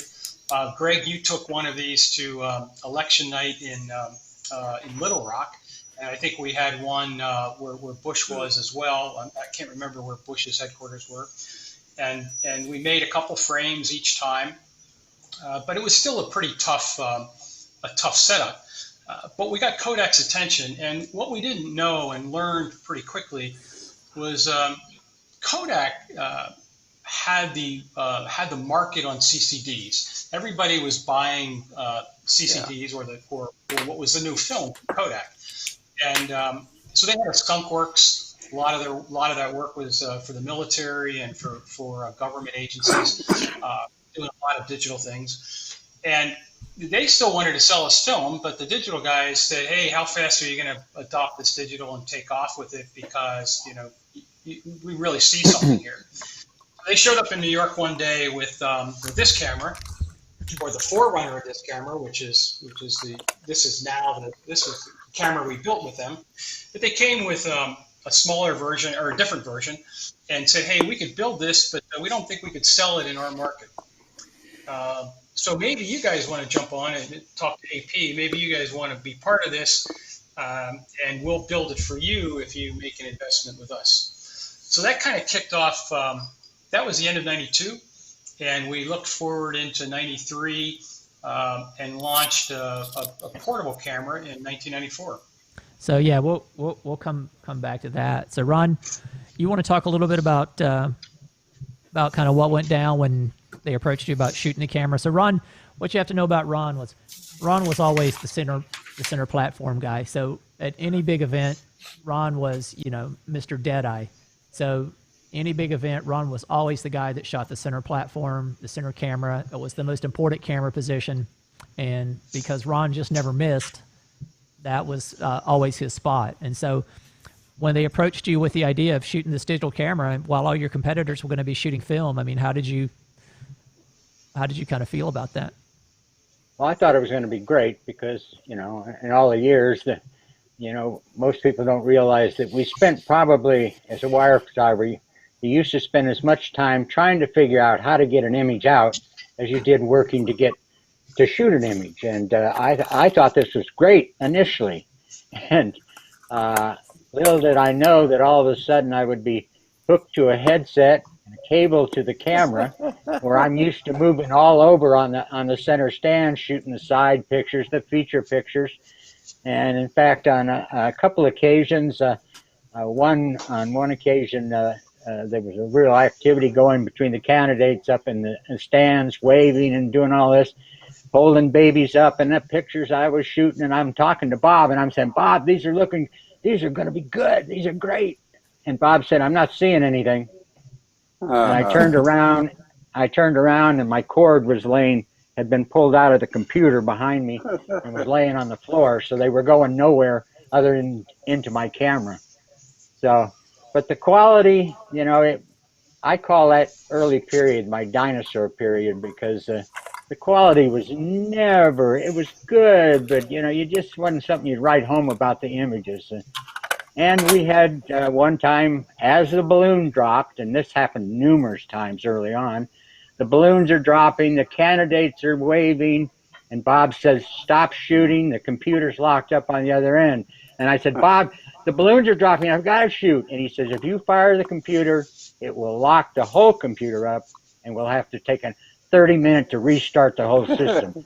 So there you're standing there, and this is when we had converted over to doing all digital, so I didn't have any real backup. But finally he came on and said, okay, shoot. And there were still some balloons, so we survived it pretty well, but it was some trying times. So here's the front page of the New York Times from July 16th of 1992 with one of Ron's pictures from the DCS520. Geez, I'll have to have you send me that. I don't have a copy of that. Well, Gerberich sent it to me, so I'll get it to you. But I did want to just go back, because we didn't really talk about the camera very much. But so I don't remember what the megapixels on it was. I think it was like a 0.5 megapixel or 1 megapixel or something like that. And on that one, that was the 100. I think it was 1 or slightly less than 1. And wow. then I think I remember 700K, wasn't it? Average. Yeah, something like that. But it had the pack that you see the camera sitting on was a shoulder pack, so it was kind of like the old VCR cameras where you would have that on. You put that pack on your shoulder. We typically always shot the cameras with long lenses, so we would just hang the pack on a tripod. But the track had a 10 megabyte hard drive in it, not gigabyte. It had a 10 megabyte hard drive in it. And the camera would shoot one frame every 1.5 seconds. So literally one frame every 1.5 seconds. And so, Jesus. So, you know, so here's that's kind of the whole setup. It was a SCSI connection. And we're going to talk about that in a minute. And Ron was talking about Clinton passing babies around on the stage. So that's a picture that he made with that camera from the first use of it. And here's another picture from the DNC in '92. Now, we ended up using that camera. Now, the only time we used that camera was for deadline pictures, right? So we didn't shoot the whole event with it. So we would pick a certain thing that we were going to shoot. So I think Ron shot it when the keynote speakers each night. So especially like that last night of the convention, it was when the candidate came out and made his acceptance speech. And we also used it in '92 at the debates. And let me just find my folder of those pictures here. So I shot the camera at the first presidential debate in October of 1992. And what I remember that was the first time I had actually shot the camera. I might have played with it a little bit in the bureau, but I'd not really had a chance to use it on an assignment. So in 1992, the first presidential debate was between Bush 41, Clinton, and Ross Perot. So it was 3 people. So the big picture of the debate was always when the candidates first came out on the stage, because they would all come out together and they would shake hands. And really at a debate, that's the only time at the beginning of the debate is the only time that you had all 3 candidates together, really nicely, tightly composed in one frame. And then after they shook hands, they would go to their separate podiums, and then they were all spread out through the night. So for the debate, we were only going to use it for just that initial handshake picture. And as I recall, this debate was on a Thursday night, which meant that, and I think it was started at like 9 o'clock, maybe 8 o'clock Central, but it was 9 o'clock East Coast time. So it was kind of late for deadlines. And the magazines also had their cover deadlines. And so the cover deadlines were usually earlier on Thursday afternoon, and then the magazines came out on Friday or the weekend. And so, I mean, I don't know how true this is. We used to hear these stories that, you know, for example, if Newsweek was holding its cover past deadline, it would cost them some ungodly amount of money, like $250,000 an hour for every hour they delayed publication. But Newsweek was holding the cover. A lot of overtime. Yeah.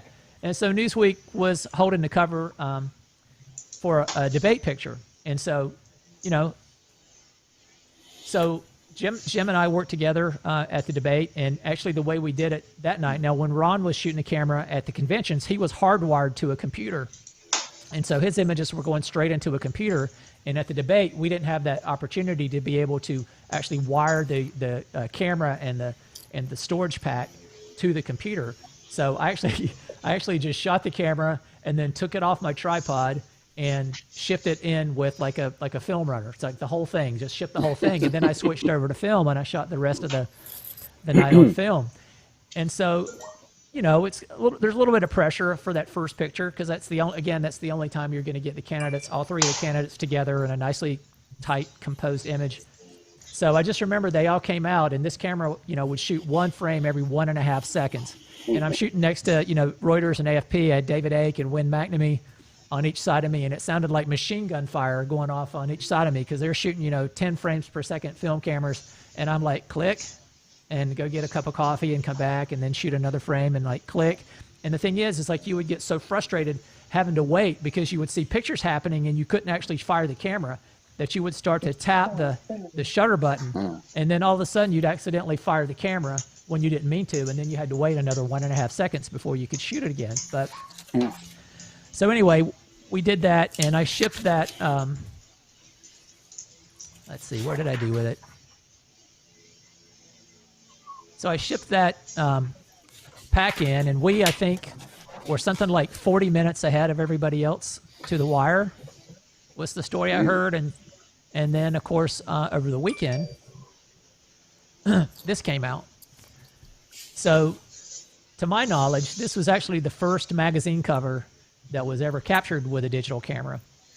Now, I don't have any like actual facts to base that on, other than nobody has ever been able to dispute it. So if there's anybody out there that can prove to me otherwise, that this picture wasn't the first image on a magazine cover, I'll accept it. But unless you can prove it to me, I'm just going to go with it, and that's going to be, you know, one of my little claims to fame. But yeah, so this was from October 19th of 1992. This was from, you know, the whole frame. This was shot horizontally, so it had the it had their hands and stuff in it. So this is a bit of a crop. It's not the best, not the best picture I ever shot in my life, but it was timely. That really sucks, Greg. Well, but that just goes to show you how important it was to be first. So they were waiting for the first picture out of the machine, and we were just so far ahead of everybody else getting those pictures out that this picture just ended up on the cover. It's not that it was the best picture from the debate, but it was well ahead of everybody else in being distributed. And so then Jim joined me down in Little Rock on election night in November. Yeah. And that was kind of a funny story, Jim. You want to talk about that a little bit real quick, about how so Jim had a big Mac Tower desktop computer that was set up underneath the camera platform, and the camera was physically cabled. It was a SCSI connection, so there was a limit of 15 feet. So we could physically cable the camera 15 feet into that Mac. And as Ron was talking, every time I pushed the button, Jim could access that hard drive and he could see what I was shooting. But the problem is that he couldn't actually pull. It wasn't that we were copying images from the hard drive to his computer. He was just able to see what was on the hard drive, and then he had to physically copy those images over. But I couldn't shoot the camera and have him copy images at the same time. So we had to wear a headset. And so I would shoot, and when he got a picture that he thought was worthy of the wire, he would say, okay, stop. And I would stop shooting, and he would copy those pictures over. And I had to stand there with my hands in my pockets and wait for him to finish copying before I could shoot anything else. And now, of course, we had other photographers shooting. So Doug Mills was, just down from me on the camera platform, and he was shooting film. And so he was able to capture everything that I missed. And Scotty was in the pool, so he was down front. And so he had really good access. But so Jim, you want to talk about kind of how we did all that? You described it really well. It was, as I recall, it was raining that night. I'm pretty Yes, sure. it was. Right? Yes, it was. Plastic, wrapped some kind of crazy plastic around this camera stand, and it was just one of those. If something could go wrong, it would. I think that the cool thing there was we had a line to New York, and I'm not positive, but I think I might have been speaking with Steve at the time in New York City. And the cool thing is we were now in sort of a real-time situation. You weren't waiting for film to come out. You were seeing this unfold in real time. And so Greg would take a couple of frames, and I'd say, hey, Greg, hold it a second. Copy the best two over. He'd go back and he'd shoot. Copy the next two over. And we do minimal processing. We just try to get them set up to send back. And unfortunately, you're sending a digital file back on a really slow modem by today's standards. But at the same time, speed was everything. And Greg had a great position, and we made it through the rain and damage anything, and all was good. Yeah, if I remember correctly, this was the first image out. They all walked out together, hands held up, and then somebody in the crowd handed Clinton this sweatshirt that said "The Fat Lady Has Sang," which was kind of. And I want to point out too, these files actually are not the original files. These are actually copies of laser prints. So those prints that I showed you before that had the caption on it, like this, like that. These images are actually copies of those. So this is not from the original image file. This is kind of why the quality wasn't great, but it's certainly exaggerated here, but not bad. Yeah, so it was a couple of images there. And this image kind of was a little bit frustrating to me because there was a little bit nicer moment that happened just a fraction of a second later, but Jim had told me to stop shooting, and Doug Mills shot this picture, and he had it on film, and it was just a little bit nicer moment than this. And so his picture, we were lucky we had a nice team recognition. We won a Pulitzer Prize that year for coverage of the '92 campaign, and Doug's version of this image here of Hillary and Bill kind of locked in each other's gaze was one of the images that was included in that Pulitzer entry. So I was a little jealous that I that I wasn't able to shoot film for that, but blame it on Jim. So that kind of started everything off, right? That was kind of the first foray into digital. And I think one thing that I want to do real quick is, Hal, I'm going to say thank you very much for joining us, and I want to bring Rob Galbraith on. So Hal, thank you so much. I really appreciate your input on all this. All right, Greg, I've got to jump myself. Yeah, that's good, Jim. Thank you so much. Thank you. It was really fun to be with you guys. A lot of icons that I grew up with and look up to. So good to see everybody. Great call, Greg. Talk to you guys soon. Bye-bye. Thanks for all the info, Jim. I appreciate it. Thanks, Hal. You're welcome. All right. Thank you. So we're going to get Rob Galbraith on. And actually, I should have kept Jim for just another minute and maybe Steve can talk about it a little bit, because there was a little bit of transition that went on because the cameras changed. And as Jim kind of said, Kodak came back to AP with this DCS520 camera. And they wanted to forge a deal with AP because they knew that the image quality of that camera was not quite good enough for the commercial clients that they had targeted that camera for. And so they thought AP would be a good partner because, speed was commercial clients aren't really interested in speed. They're more interested in quality. And news organizations were certainly more interested in speed over quality. Now, certainly we wanted quality, but that was always a trade-off that we would take that speed and accept a little more noise or grain or whatever in the images. And so Kodak came back to AP and wanted to forge ahead on this new camera system that was ended up being called the NC2000, but they wanted AP to be a partner and actually pay for it. And so AP agreed to make that investment. And so the NC2000, let me just find that picture. The NC2000 camera was born. So Steve, you have anything you want to add about that? Sure. So yeah, you're right. That's exactly what occurred. And during that period of time, I still stuck on with editorial, but I ended up moving into this sort of teaching role. I would teach people how to deal with the crappy pictures that came off the NC2000. And so I had one. I was assigned one. And so for the first two years of my kids, all these pictures that I have of my kids when they were little were made with the NC2000, and the pictures are just awful. And I actually have some of the original files. But one of the things that we discovered was that the blue channel in Photoshop, or the yellow sep when you were separating, was where most of the noise and the problems occurred when trying to shoot anything 800 ISO or higher. So we had this company come in. I can't remember the name of the company. This guy came in, wanted to sell us. And this was the day and age, like the AP bought software for everybody, right? And spent a lot of money for software for everybody, maybe not. This guy came in and wanted to sell us plugins for Photoshop at $150 a pop or something like that. That took care of this noise. And so I asked him can you demo it for me? Yeah, sure. So he ran this demo of it. Basically, it converted the image to the LAB color model, blurred the B channel, converted it back to RGB, and it took care of all the color noise. And I said to this guy, I said, so that's all it does is just scripts this? He goes, yeah. I said, I think I can teach people how to do that.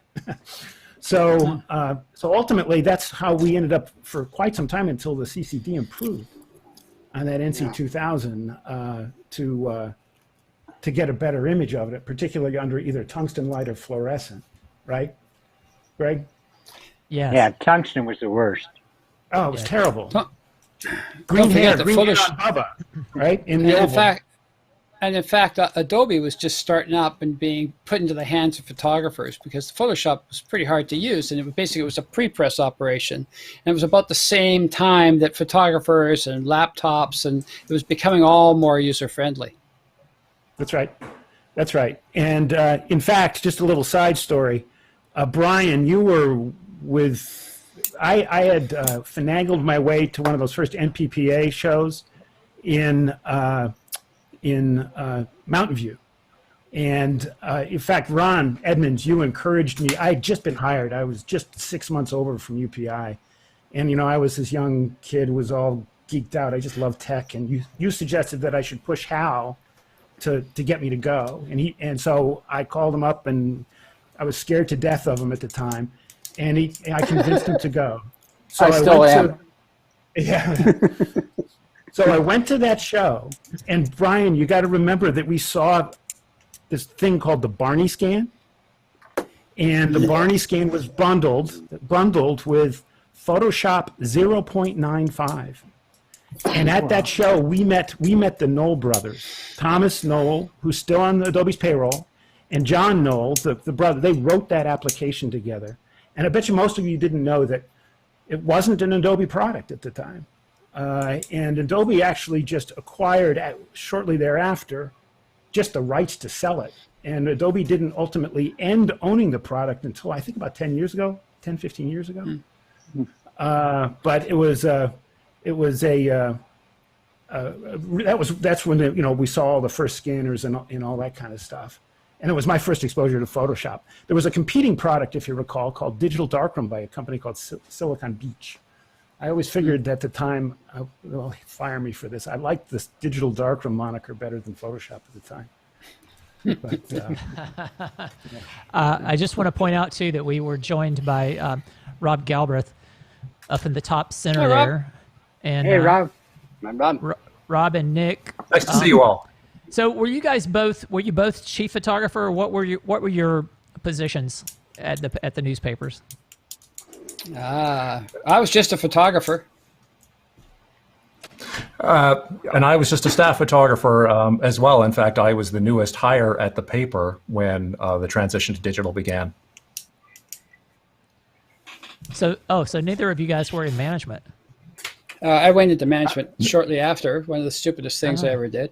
I remember when Rob came to the New York office, and he was just starting to look at it. You hadn't gone completely digital yet, but it kind of jazzed you, and you had suggested that collectively, I don't know if you remember, but that we worked together on kind of creating some sort of messaging, precursor to a blog or something about that.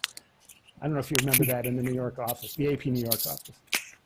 I do remember that visit very well. I remember and including being shown by, I'm pretty sure it was Jim Gerberich, how you could remove noise from the blue channel, and I was completely blown away by that, because that was, of course, one of the many things that needed to be solved about the early iteration of the digital technology.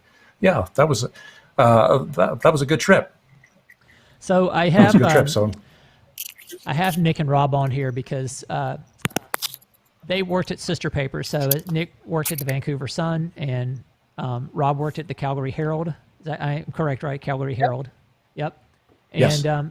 They were actually the first two newspapers to commit fully to digital, and they actually committed before the Associated Press did. And so I think you guys went in 1995. So Nick, why don't you talk a little bit about that, and then Rob will jump over to you, and you guys talk a little bit about what you went through in doing that. And both the Calgary Herald and the Vancouver Sun and the sister paper, The Province, both in Vancouver, we had experimented, like others, with Sony Mavica, the early digital versions of the DCS100, DCS200. My wire background and going through all that history that we've gone through led me to think that this is kind of where we want to go, but we can't work with these machines and all the IT support that they actually needed. And I read in the MPPA magazine, I think it was in February of '94, that the AP had announced this NC2000, and immediately I thought, oh, this is it. This is the camera. Like, this will make it a lot easier for us. And unbeknownst to me, the people at the paper were already doing an investigation about how to completely digitize the newsroom, right from the pictures through the darkroom and the pre-press. And so they bought us a whole kit, gave one to me and one to somebody at the Province in about, I think it was late May, early June of 1994. And I thought, like, this is the best Christmas present I could ever have. I got a camera, I got a laptop. I'm gone. I'm never coming back. And we took that camera and shot a picture in August of 1994, which was the Queen arriving for the Commonwealth Games in Victoria, British Columbia. And I shot the picture, transmitted it right away on a black and white PowerBook. So you had to understand a little bit about Photoshop so you could kind of guess by the numbers, and immediately transmitted it with, after she arrived, I walked for like 5 minutes back to my laptop, connected it to a cell phone, or sorry, to a phone connected to CompuServe, and transmitted the picture, and it was immediately on the front page. And the, I guess back in the office, it was immediate. Like, they had never seen this before. Otherwise, we'd have to use, shoot the film, process the film, use a leaf to transmit it. And that was the start of digital imaging, that front page. But more importantly, it was about return on investment. Film and film production and newspapers at the time was extremely expensive. Chemistry, recovery of chemistry, and everything else. And so I was asked by the Vice President of Finance to look into making the paper all digital and how much it would cost to switch from film-based to digital photography. And it turned out that the research showed that we could pay it off in the newspapers in about 14 months. So we could buy $1.3 million worth of camera gear and pay it off in 14 months. And so they said, that's it, we're going digital, and away it went. We had planned to go digital from that moment on. Rob had a slightly different experience because I know, Rob, Yeah. you phoned me and says, hey, I have to go on this trip and I got to use this camera. I think that's how we started. Yeah, that's true. Hearing you talk about the 1994 period, I'm reminded that you were a whole lot more enthusiastic about making the move to digital than I was, or really anyone on staff at the Calgary Herald was. I really liked my Canon cameras. I really liked shooting color negative film. I really liked good autofocus. And I really didn't want to have much to do with the NC2000 initially. But then in the fall of 1994, I was tasked to travel to Rwanda at once the genocide there had concluded, once fighting had concluded. Me and a reporter from the paper were assigned to go and photograph the efforts of people of Calgary were putting into helping rebuild the country. And so I was handed two NC2000 cameras and a black and white PowerBook laptop, and told that I was going to be needing to send pictures back every day from halfway around the world. And I'd heard about this guy with a funny last name out in Vancouver. And so I called you up, and you very generously shared a lot of what you had learned so far. And that began a collaboration, certainly between us and a larger community that included photographers from the Associated Press, USA Today, and others. Yeah, newspapers around the world. Sorry. I mean, I was just going to say, newspapers around the world, we started this whole little thing, and I loved that camera.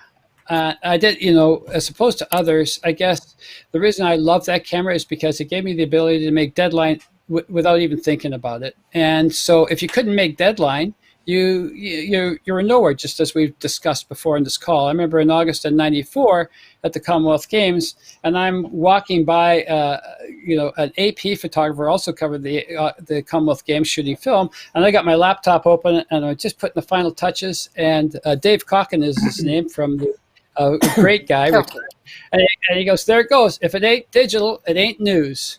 And that sort of stuff, that stuck with me for a long time. And I was a news photographer, wanted to make deadline, and that's why I loved and sort of championed it, through my sister newspaper anyway. So Nick, you were talking about the Queen's arrival, and so I put this image up, and you can tell it certainly is one of those early digital images because there's absolutely no detail in the highlights, but it's exposed properly because you exposed it for the shadows for this image, but there's no shadow detail. And it's probably because of my background, because I had done, like the other guys, shot and developed chromes for newspaper work. So it's developing slide films was a lot like this digital photography thing. It's like really just try to capture the highlights and the shadows. Flash didn't really work back with the old NC2000. Not at all. No. Yeah, and this picture is quite funny because this is the actual opening ceremonies, and the camera actually stopped working. So I have the $17,500 US dollar boat anchor, and I remember calling Marty Camerata, which you guys will remember from the Associated Press. Yep. And I said, the camera doesn't work. I've got to go shoot this thing. The camera doesn't work. What what can we do? And he had all the brain scientists get on the phone with me, a long distance into Victoria. And he says, Nick, I have all the guys here. Do you mind taking the camera apart? And meanwhile, I'm looking down at the desk of the camera. I already have the camera already apart. Like the camera's all over the desk because I had my Leatherman tool. I had it all opened up. And it turned out that, remember the circuit board that it held the battery, it held the card reader onto the circuit board, and that had come off. And I'd already, by the time this call was arranged, I figured it out. And so Marty said, okay, take the screwdriver and slowly undo the bottom. Well, meanwhile, I've already started to put it back, and away we went. We shot that. That's the second picture of the opening ceremonies. And I went from there for daily. In August, I was shooting events and transmitting back. And, it was such a freeing experience rather than shipping film back to Vancouver or, spending hours transmitting. You could just, go for it, really. The NC2000E, I'll just mention, we had done a contract in November of 1994 to buy 17 cameras to outfit the staff photographers. And in the contract, we wrote with the AP and Kodak that we wanted the E version of the NC2000. We wanted a brand new camera put on the top of it. So that's an N90.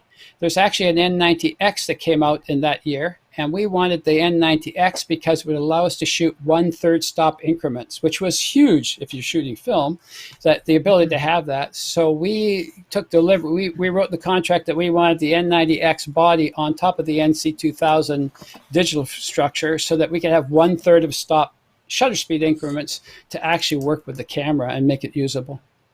Well, you know, and that's a really good point about the camera, because one thing that we've been a little bit remiss in pointing out is that all of these cameras that we were using since 1992 were basically some form of a Nikon camera body on a Kodak digital back. And so Kodak made the digital back, and the DCS520 I shot, I believe, was mounted. I'll see if I can find the picture again. The DCS520 was mounted to a Nikon F3 camera. They basically took the film, or took the back plate off, and they just mounted that right onto the back of the camera. And then Rob tried to do that with this. Rob tried to do that with this Canon camera. Take an NC2000 body and put it on a Canon camera, but he didn't have much success with that. It took another 5 years. But it could have been. It certainly could have been. Hey, Nick, your story about going by Dave Calkin there reminded me that the NC2000 was such a game changer that it was technology in general was a game changer, but not everyone in the AP was using them. The AP had enough people spread around the country that we were mainly still shooting film. And I remember our good friend David Ake, who is now the director of AP Photos in New York. David worked for a competing agency at the time. He worked for AFP, the French press agency. And I remember being on Air Force One on a Clinton trip. I was shooting film, and David's company had bought a few of the NC2000s, and then of course just covered up the part that said AP on it. And I remember President Clinton was fascinated with this, and I remember we had just gotten on the plane, made pictures of the president waving as he boarded Air Force One. We're going back home, and Clinton shows up back in the press cabin. And here I'm sitting here with my film cameras, and he walks over to David Ake and says he wanted to see the pictures. And he flips open the laptop he's working on it, and Clinton just goes, "This new French technology is amazing." French. Oh, Jesus. Actually, I got a Clinton story like that I'll share with you in just a minute, but I just wanted to kind of jump back. So this was the DCS520, so that's the F3 camera body. It's mounted to a Kodak back, and this was the next iteration. Was the this was actually called the AP NC2000 camera, and it was actually branded by AP because AP invested in it and sold it to the membership. And so do you remember what NC stood for? News camera. News camera. News camera 2000. Supposed to take you through to 2000. And you know what's funny is it was news camera in 19. I was going to say we use Nick's use case in terms of reducing consumables, in terms of to market the thing to the entire industry. Right. I mean, I went and lectured to editor and publisher and all over the place after that, because it was really, for us, it was about return on investment. And it was a stunning number. And it was the precursor to going to full digital pagination, because then you could just pass stuff through, right? That some of the newspapers were doing.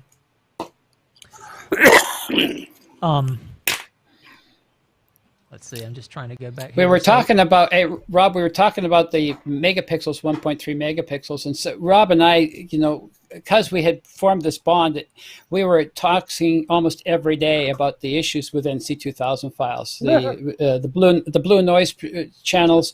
I was going to our press department pulling plates to look at plates, and we were starting to figure out things in really rapid fashion because both our newspapers had slightly different pre-press technologies, and we were starting to figure out stuff really fast so that we could print on our old presses that we had at Vancouver Sun. I remember having a front page sports full page from 900K.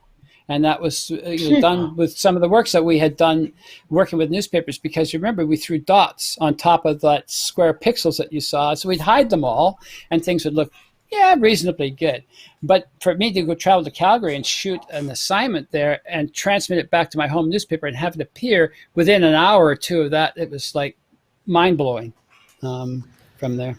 So Rob, here, like you had sent me this hockey picture. So was this one of the first digital images at Calgary? Or? Yeah, that was actually the very first hockey game that I shot with it. That would be probably September 1994.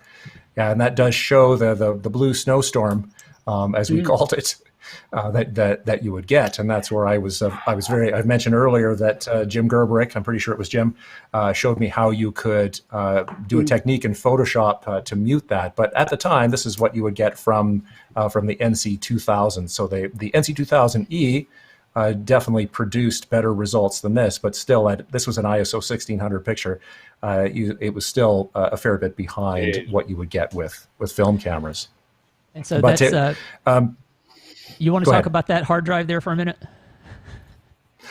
Sure. Yeah, the Viper 105 megabytes, and I have actually still in my collection. There's a 260 megabyte version of it, and the thing you didn't want to do was this.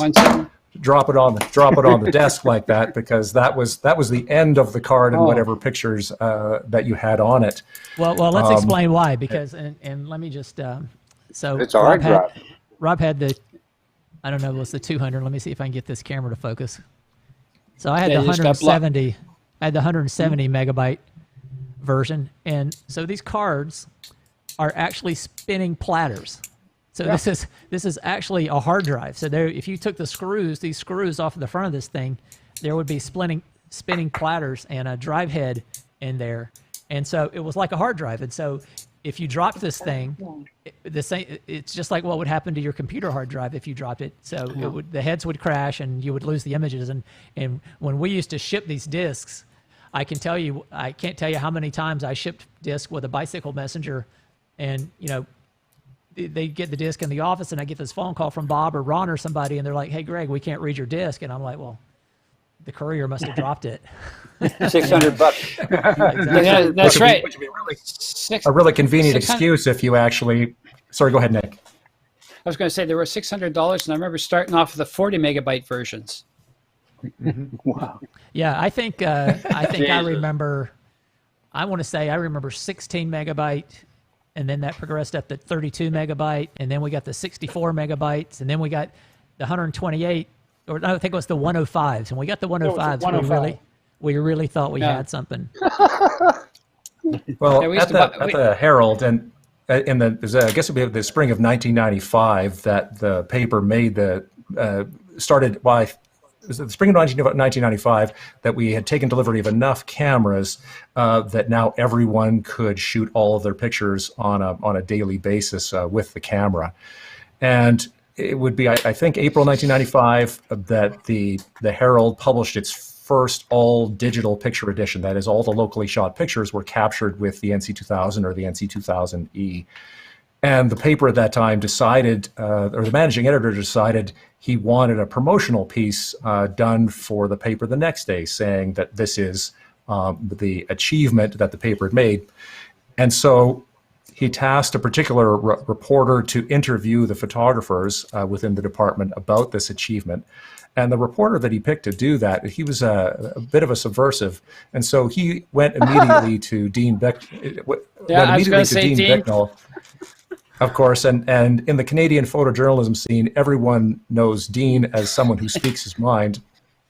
And so he interviewed Dean. I don't think he interviewed anyone else. Paper came out the next day with an article on this achievement, and Dean was quoted in the paper as saying two things. One was the Associated Press should supply Valium with every camera. And the other thing was that we at the Calgary Herald are like test pilots without parachutes. And as you can imagine, that did not go over very well with the managing editor and other bosses at the paper. But in the photo department, we thought this was hilarious. We thought this was fantastic. Jesus. But what was true? No, I was just going to say. So I think that me, as well as the other staff photographers at the time, did not embrace digital. Or did not embrace the NC2000 perhaps the way that Nick did, not early on, but we certainly embraced the potential of digital, and we're really excited to see where it was going to go. But the transition was difficult. You were talking about a camera with pretty rough image quality, a TTL flash that would spontaneously nuke your pictures, particularly if the flash detected it was a really important moment. That's when the flash would fire at full power. The really fragile memory cards. We had a photographer trying to use his camera as a card reader at an event. He mistakenly plugged in the SCSI cable when the computer was on, fried the logic board. So all of those things occurred, and yet later that year we had a new managing editor, and she asked the staff if we wanted to make the move back to film, essentially to say that digital was not ready, and every single photographer said no. So despite the difficulties of working with the technology, we had embraced the challenge of making it work, and also we're beginning to really capitalize on the advantages.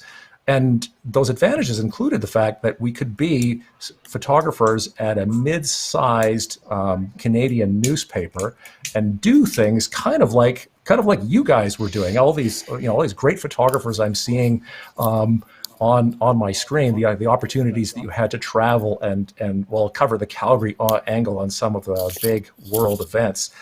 The arrival of the NC2000 ushered in an unprecedented era of travel for photographers. I personally, courtesy of the NC2000, made it to 15 different countries over the next 3 years, and the Calgary Herald simply didn't do anything like that prior to, well, really bosses figuring out that they could now send not just a reporter but also a photographer and expect to get pictures back on a daily basis from wherever we had been dispatched to. So despite the fact the NC2000 it made my hair the color it is that you see here, it absolutely Well, and you see what it did to my head, and you see what it did to Steve Hart's head, and you see what it did to Jim Gerberich's head, right? Hey, Rob, this is Scott Applewhite. Can I ask you a question? I mean, we are having a little fun as we do remember some of the shortcomings during the cave painting era of the digital photography was with the NC2000. But we were always pushing it, as you said, embracing it for all the assignments. The camera was actually very quite competent in good outdoor full spectrum light. When you brought it inside and tried to treat it like we would a Nikon D3, it just didn't have a native ISO of what, 180, something like that. It stands to reason why some of the images were rough or the color, but the fact of the matter is, it's this constant pushing for all of us at that time to use the camera in the ways that news photographers use the camera is what helped bring it all along. We would have the experience of genuine news gathering, look at the pictures, analyze it, and people like Jim Gerberich and Brian and everybody were helping to raise, converse the bar. Raise the bar, converse with the powers that be, and improve the technology. And that's it's baby steps. That's how we got where we were today. But outdoors, it wasn't a bad camera. And indoors, right. We were ahead of our skis. Let's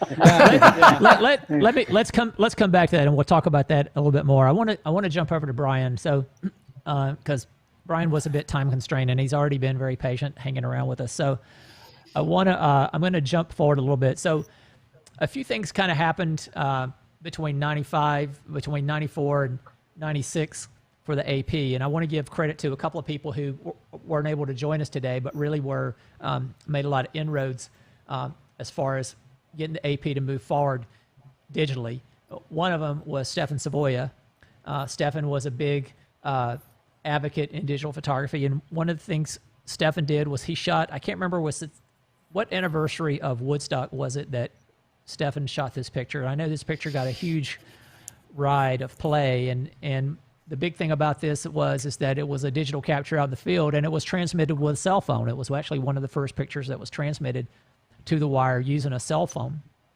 And so that was a pretty revolutionary image that was made. And then the other story is that David Longstreet, who was the Oklahoma City photographer, when the Oklahoma City bombing happened, David opened his trunk and he could have picked up film cameras, but instead he picked up the digital cameras. And so he shot the whole Oklahoma City bombing story digitally. And that was one of the first big news stories that AP covered fully digitally. And then going into 96, AP made the decision that we were going to cover the 1996 presidential campaign fully digitally. And I'm going to come back to that, but I want to just skip ahead a little bit more. And I want to let Brian talk about the Super Bowl in 96 in, I think it was in Arizona. And that was actually the first big event that the AP committed to covering fully digital. So every photographer there was shooting a digital camera, and Brian, being the sports editor, had a big role in making all that happen. So Brian, why don't you talk a little bit about that? Well, the decision was made in true AP fashion to cover the Super Bowl 100% digitally. It was decided late into the planning process for the Super Bowl, and one of the things we faced was the fact that a big part of the staff hadn't ever used a digital camera, had never held it in their hands. Some of them hadn't even ever seen one. So we were not only going to have to change our workflow from what people were used to, but also change the kind of the culture. Greg and I were talking the other night, and what we did was we brought the whole crew out to Phoenix a day or so earlier than normal, and set up a classroom situation in the hotel where we were staying, and for a lot of the people, introduced them to the camera, holding it, and photographers work a lot by the feel of their camera and where controls are and things like that. And right. so and most people that went had never even seen the camera, right? Exactly. And a lot of them had kind of built up a little bit of animosity against the camera because maybe they weren't in the first wave of the people who had gotten them. And so they kind of weren't sure that it was all that great anyway, and so you're having to overcome a lot of obstacles. A lot of people were ready to dive in, but there was a certain number of people, for instance, who weren't quite ready to dive in. And it was I'll have my film cameras with me, and if something happens, I'll start shooting film. No, we don't have any way to process the film, so we won't shoot film. If something happens to your camera, tell your messenger, and we'll send you another camera out to you. My camera does this or that. And you're going to have to get used to this. The good thing that came out of that was that at the end, after the game was all over and the training, the 2 days of training was all over, there was a much higher comfort level. I had a person call me the week before the game, and they said, "I'm hearing that we're going to shoot the game on those digital cameras." And I said, "Yes." And he said, I've never shot with a digital camera before. He said, I've spent my whole career timing with a film camera, and because the digital camera had a bit of a lag to it and everything, he said, I don't know if I feel comfortable. If it's okay with you, could I withdraw from the assignment? And I said, well, I fully understand your worries and everything, but I said, you know, I don't think you want to do this. And stressed to him that this was a turning point, and it's better to be on the front end of that than on the back end.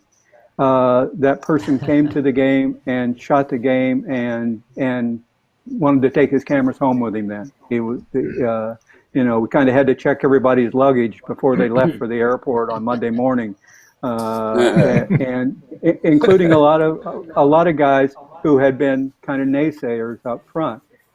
Yeah, that's not to say that it wasn't without bumps, but people all of a sudden realized kind of where this was going, and so it was really kind of a cultural change within the AP, and having that body of people, you know, whether it's a couple of dozen photographers, be able to go out and actually talk about using the camera instead of what they'd heard through the grapevine of using the camera, I think smoothed it out from that point on. It was a big learning curve because we were throwing out, you know, 30 or 40 years of workflow, and having to come up with new workflow and new ways to edit. And of course, very few people that were in the trailer and the editing ranks and all had ever handled any number of digital images. Most of them had at least seen one, but they hadn't handled them in bulk. So we were having to work out new systems for that, and captioning and all that kind of stuff. So that was probably the turning point. It was something that needed to be done. At some point, you have to pull the pin. I'll have to say that going in, I thought that trip to Tempe, Arizona would probably end up being my last AP trip ever, because I could just imagine the trailer and my career going up in flames.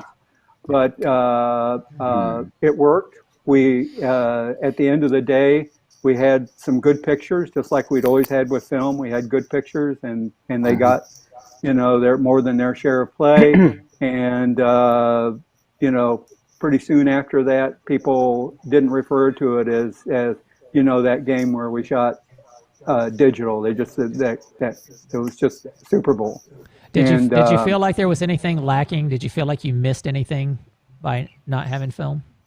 You know, I don't think we did. I told Greg this story the other night. Our Phoenix staffer, Jeff Robbins, was old school, in quotes.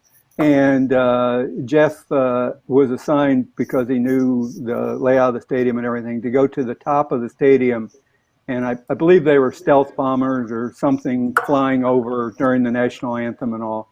They were going to come up the valley and come over the lip of the stadium, and which sits up on a bluff. And wanted Jeff to get the planes coming at him as they came over the stadium and everything. And like literally minutes before he was going to leave, he said, you know, I've really thought about this. I made a couple of trips up there. I'm going to probably get maybe one frame, maybe two frames. So I'm going to shoot it with film. And just kind of said it as an aside. And we said, well, no, you're going to shoot it digitally. We're shooting this 100% digitally. And, you know, let's just say it was a difficult conversation.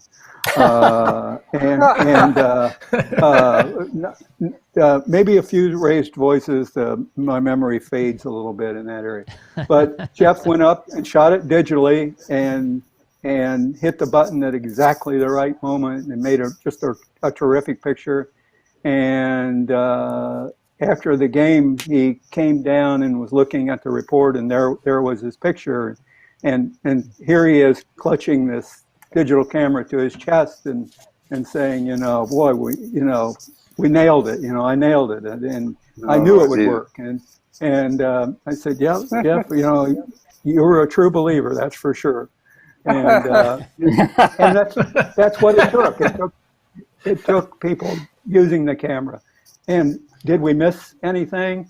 The nice thing about the Superbowl is, if person A misses it, person B probably has it, and you couldn't point to a single picture that we didn't have at the end of the game when we were looking at the report and in the whole and everything. And the system worked, and the system taught us a lot of lessons that we carried forward and then applied down the road. And that was, you don't get a test bed like that very often. And what kind of feedback did you get from the membership, from the member newspapers? The members were extremely excited because they had pictures in a measurable amount faster.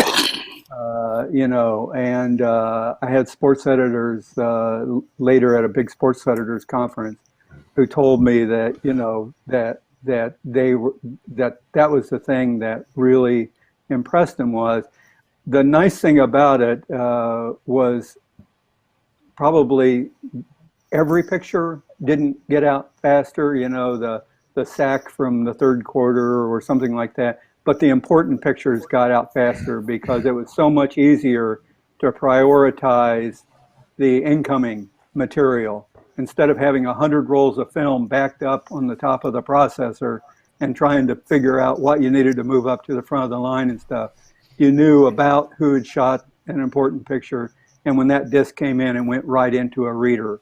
And it was just, it made that part of it, I thought, a lot smoother. As a result, the secondary level of pictures probably got out in the same amount of time that they ever would have. But that top layer, the cream on top of the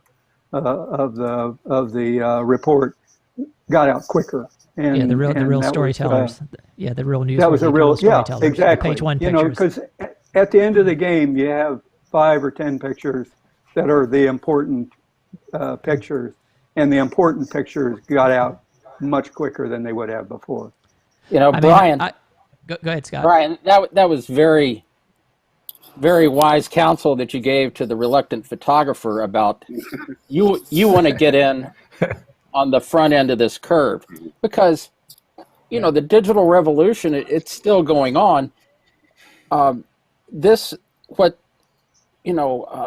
What you guys did in Canada, what the Ron and the early adopters at the AP did, it was to adapt. And by adapting, we evolved. And when we evolved, we survive. Darwin never said that survival goes to the fittest or the strongest. What he said was survival goes to the species most willing to adapt. And what I hear from everybody here, even despite all the funny stories, it was most willing. Yeah. That's true. Hal made a comment right off the top. Sorry, Hal made a comment right off the top about being a visionary. And being visionaries, you have to have leaders of change or change leaders. And what you're looking at, the people on this call, they're change leaders. They're people that are going to lead the change. And that was key for Rob's newspaper. For the AP, you had some key change leaders. And in Vancouver, I had 17 people to deal with. And the only way to deal with that was to be the change leader and move forward, and then change their thinking. And the way to think is to lead by example. Shoot great pictures. Sports takes timing on the NC2000, and then, for us in Vancouver was to equip them properly so that you could get that buy-in to move to the next step. And it was like Brian and the rest of it, they're changed leaders that have moved this forward. Well, it's and it was a bit of a story. One other story that I think talks about what Nick's talking about was at the, I believe it was the 1995 World Series. I'm not exactly sure. It was in Atlanta, I remember. And Ed Reinke was shooting the overhead first base position with the digital camera that had the umbilical cord to the hard drive that was on the carry-on strap, and he developed his timing. He basically had to hit the button when the runner rounded third base to be able to get him sliding into home. And the first game was problematic, and he got better at it and better at it and better at it. And the game-winning, World Series winning run in the ninth inning of the seventh game was a play at the plate, and he absolutely nailed it. Now, he nailed it with one frame, but he absolutely nailed it. And we had that picture out to the world while the Braves were still dancing around on the field. And at 11:30 at night, it didn't matter what everybody else had on film, that maybe it was a little bit sharper or the whites in the uniforms were a little bit better. No one ever got to see that. And you know, you have to have people who are willing to take that. I mean, he and I had a long talk about it and before, and I said, I need you to do this. And because I don't have any questions about whether you can make the picture, and I think you can adapt to it. And he did, and it paid off when it happened. And it takes someone willing to take that step forward, risk, like you guys did in Canada and so on. But that risk. One second, Greg. I was just going to say that risk. Then the other photographers thought it's not that photographer; it's that gear. And they all want to have that gear. And that's what my experience in Vancouver was in that first year. October in '94, I go shoot our Grey Cup, which is your Superbowl, and nobody wanted to use the NC2000. So I took that camera and used it. 7 photographers. I used the NC2000. They shot film. I had 7 of the 11 pictures in the newspaper. It wasn't because of Nick. It was because of that camera. And instantly we had buy-in for all those cameras, right? That's not how it works, as we all know it. But you have to have a change leader to make these things go through. Well, and somebody's got to be able to, put their cojones on the line, because conversely, you guys had a great result with the Super Bowl. But if we back up to 1988, when AP was rolling out the Leafax, I was working for UPI down in North Carolina, and that year the first presidential debate was in Wake Forest University. And so AP was going to use the debate to make a big splash with the Leafax. So they went all in on the Leafax transmitter for the debate. So they had, they had 20 or 30 member newspapers there that they had to handle film and deliver pictures for. And they were going to do it all using the Leafax transmitter. Now, if you guys remember, the Leafax transmitter was that negative scanner. So they wouldn't have to make any prints. They just process the film, scan the negative, and send that out. Well, what happened, and conversely, like what you said, Brian, now you guys did the Super Bowl right, because you said AP actually went all in, and they in fact had a whole nother trailer set up full of film with film processing. And so had the digital thing not succeeded, you could have switched over to film and done that. But for the debate that year, AP didn't really bring, I think they thought they brought like one tank to process film. They brought one enlarger. And, Joe Mahoney, the Richmond photographer, and I were the ones that were covering for UPI. And UPI was, pretty far in the wind financially at that point. And so we didn't have any staffers there. So we were covering the debate with 3 stringers. And I was making prints, and Joe was editing and transmitting. So what happened is that the lighting was so bad inside the arena where the debate was, there was no backlight on the candidates. And so what happened is you had these guys in dark suits, and the Leaf transmitter did not have the latitude to be able to hold the shadow detail. So all the images that were shot and scanned with the Leafax looked like floating heads. And they did some tests, and they tried to fix it, and they ended up going with it at the start of the debate. And to be honest with you, it was a pretty big disaster. And as a competitor, before I joined AP, it was probably one of my biggest professional successes on that story. And it was solely because because AP could not get a picture out of the Leafax and had to, in the middle of the whole assignment, had to revert back to film.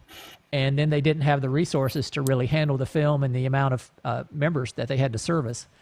So, that wasn't so much of the success story that the Superbowl was, but at the same time, if you don't take that step, if you don't have the cojones to hang it out there and go ahead and make the effort, if you can't take the failure with the success, then you're never gonna get there, So even though it was a failed attempt, I mean, we were, as the competitor at the time, we were terrified that you guys were going to have those negative scanners because we had to make prints. And we looked at it as a huge competitive disadvantage. And the fact that because, UPI was not doing well financially at the time, we were probably never going to be able to have those, those types of scanners. And so it was a real big shift in the industry when that happened. So let me ultimately, I see photojournalists as pragmatic problem solvers. The best photojournalists are pragmatic problem solvers, and that's saying in a less flowery way, I think, that what you were saying earlier, Scott. And those individual photographers and those organizations that have managed this transition to digital effectively and really made it work for them, it's because at their core they were just pragmatic problem solvers. Let's make the technology as it exists today work to meet our needs and potentially beat the crap out of the competition. And at the same time, let's find ways to push the technology further. Let's connect with the companies that are making the hardware and software that needs to be improved, and just keep hammering on them until we get what we need. And I see in the early days that in particular, that was so instrumental in the rapid development of the technology, is combining this pragmatic problem-solving characteristic that I think is the hallmark of a great photojournalist, with a desire to push the companies to take the technology to where it needs to go. Well, photographers always really had to be MacGyvers, a bit of a MacGyver. As a photographer, especially a wire photographer, you always had to be a bit of a MacGyver to make stuff work. Right. Yeah, we did that in the film days. We experimented around with different developers, expanding the times, trying to make them work. We've always been, even back in the film days, we're kind of ahead of the market of how to do things with these new chemicals, with these new electronics. And so it forced us to kind of learn. I mean, I'm computer illiterate before this thing all started. And, Greg showed up with a Macintosh computer at our bureau, and I was just amazed to see this thing, but I knew nothing about it. And overnight, we all had to change our whole avenue. Well, we're going to jump to that. So, Brian, I appreciate you sticking around, and I know you said you were a little bit time constrained, so if you have to jump off, that's fine. I really appreciate you sharing all that information with us, and thanks for being here. It was an honor to be in the game board today with everybody. all in the family. Yeah, thanks so much for including me. Thanks, Brian. Take care, Brian. Let me know when you're in town. Bye-bye. All right, so I wanted to just jump back a little bit. So the Super Bowl actually was kind of after where we sort of made the decision to cover the campaign digitally, and I just wanted to go ahead and get to Brian because I knew he had to bolt. But so I came to work. So in the New Hampshire primary in 1996, I didn't actually cover New Hampshire, but some of the photographers there started shooting digitally. And along the way, the company made the decision that, okay, we're going to commit fully to covering the campaign all digital. And this was the first, this was actually the first long-term story that AP had committed to covering that way, to outfitting all the photographers with laptop computers, with digital cameras, with cell phones, to be able to file images from the road in situations where we weren't able to have real landline phones. And so I came into work one day. I was probably one of the more computer savvy people in the office. And I came into work one day, and Bob says to me, "Hey, Greg, we need you to go up to catch the next plane up to Syracuse, New York. You need to pick up Steve Forbes up there, and you're going to stay with him for a couple of weeks." And I was like, "Okay." And he's like, and by the way, we need you to do this digitally. And I'm like, well, I don't have any gear. And he says, well, don't worry, they're going to put some on a bus and they're going to send it to a hotel and it'll be waiting for you in the hotel when you get there. So I couldn't get a flight until late in the afternoon, and I probably didn't get into the hotel until probably 8 or 9 o'clock. And sure enough, I walk in, and back in those days, you could actually go down to the bus station and take some very valuable equipment and put it on the bus, and it would end up getting to where you needed it to get to somehow. Somebody would come and pick it up and take it over. I don't remember exactly how it got there, but I walk in and there's all these boxes on the bed. There's a Apple Macintosh 5300 computer.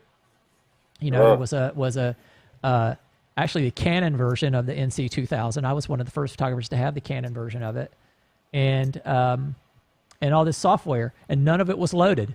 So as soon as I got into the hotel, 8 or 9 o'clock, I've now got to load all the software on the computer and figure out how to do this. And fortunately, Steve Hart here, and why Steve is here is because Steve was sort of the problem solver and the trainer, and he was the original Photoshop guy. And so Steve met me the next day at one of the stops and actually rode the bus with me into New York City. And so we sort of learned how to do this on the fly. Like I didn't really have any formal instruction other than what Steve taught me on the bus that day. And the other thing about these cameras that we haven't talked about either, we talked about the cards, and let me see if I can pull a picture up real quick. These cameras didn't have removable batteries. So this version of the camera, when the battery was dead, you were done. You weren't shooting any more pictures with it unless you could find some place to charge it. And so, so I picked up Steve Forbes the next morning, and Steve joined me. And so, Steve, why don't you talk a little bit about kind of like what your role was and some of the things that you were training people on back then? Sure. Yeah, sure. like So, USB charging. Okay. Yeah, USB charging. Yeah. Can you? Is my level okay? Yeah, Right. you're good. Yeah. So that was like sort of the start in terms of me going around to many places and training people how to use Photoshop. It got me to Moscow. It got me to London. It got me to Frankfurt. But this particular trip, your episode you're talking about, Greg, is when Jack Kemp bowed out and endorsed Steve Forbes, right? And so I met you at the event where Kemp was speaking. Yeah, that's correct. That's correct. And the idea was I was going to stay with you for a day or two. I've forgotten, but ultimately they switched signals and they decided to go back to New York City, which was fine because that's where I lived. And we got on the bus and we're firing up the Mac and we're sucking the pictures off of the camera, and we decided that we're going to try to transmit the thing via cell phone. So we were sitting in the two seats right behind the bus driver, and we had him hold the antenna out the window. Oh yeah. That's one of those bag phones.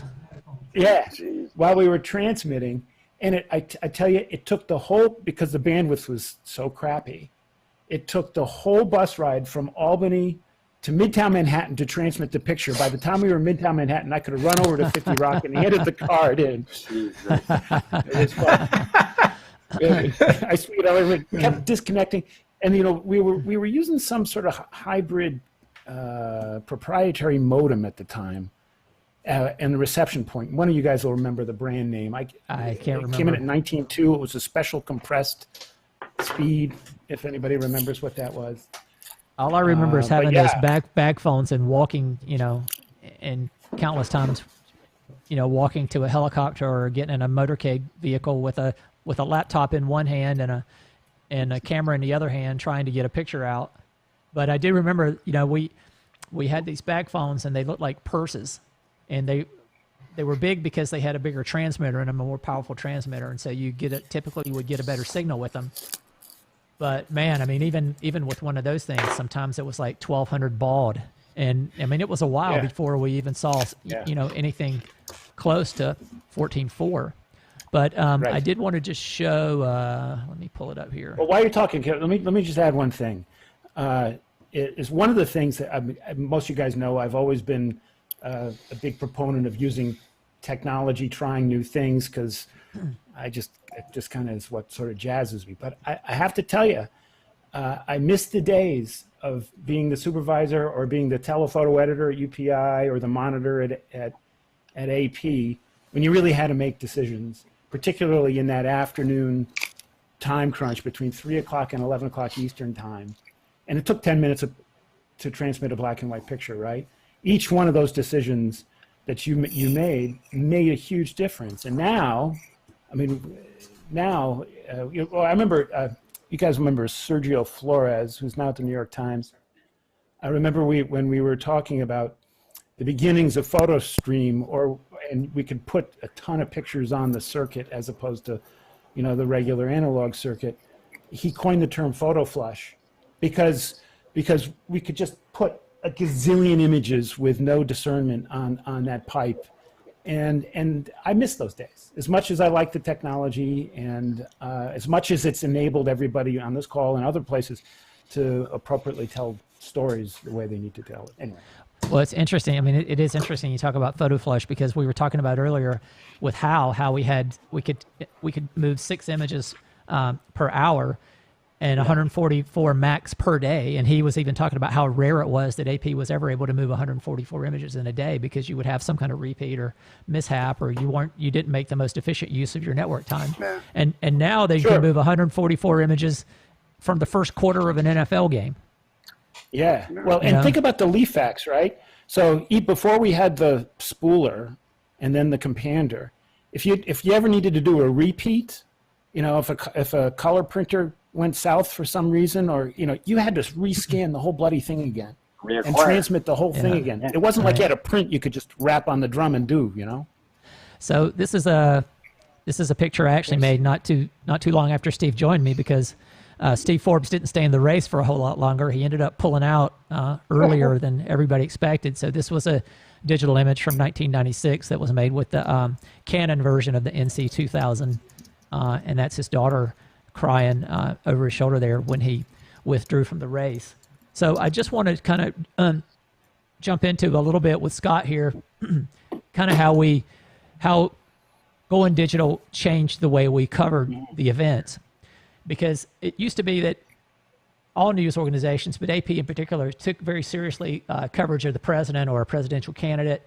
And we would go to some real extremes to always sort of be able to see or have a lens on the president, from even just driving up to Camp David and not even be able to hold a camera in your hand just to watch the helicopter land, just in case something were to happen, with the landing. So there was a lot of things that we did that related to what we called protective coverage, where you always just want to be able to have a lens or an eye on the person that you're photographing, just in case something happens. Because when you're dealing with the president or you're dealing out on the campaign, crazy stuff can happen. Well, didn't that change? Yeah, and so how it was before digital is that Scott or I or whoever would go out, we'd travel with the president or a candidate. We always had a local photographer there because AP was the largest news organization, and so we always had people in pretty much every state. And so the local photographer would join us at the event, and when the event was over, we would take a bag kind of like this. This is an old AP caption bag, and this is actually from 1992 when I covered Paul Tsongas. And you would ship your film, you would put your film in that envelope, and you would send it to the local person, and then that person would go to the bureau or the hotel or wherever they were set up at. They would process the film, make the prints, or scan the negatives, and file the pictures.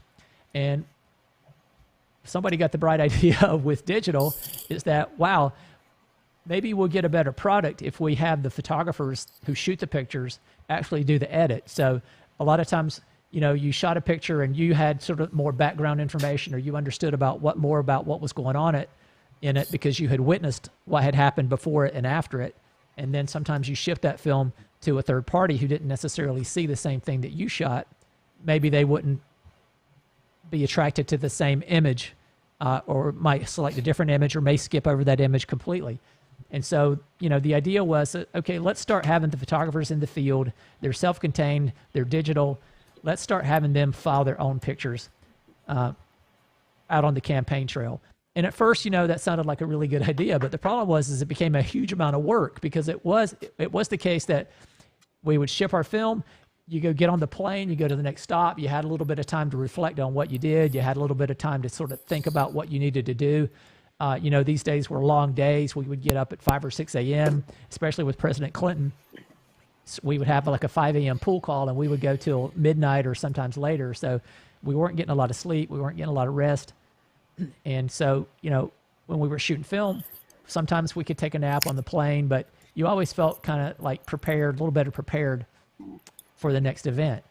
Now, when we went digital, that became completely different, because now instead of shipping our film and being able to shoot the whole event, the way we had to do it is we came in, and the first thing we did, we always had phone lines dropped now because we had to be able to have a way to transmit. So we always had a phone line installed wherever we were going to be.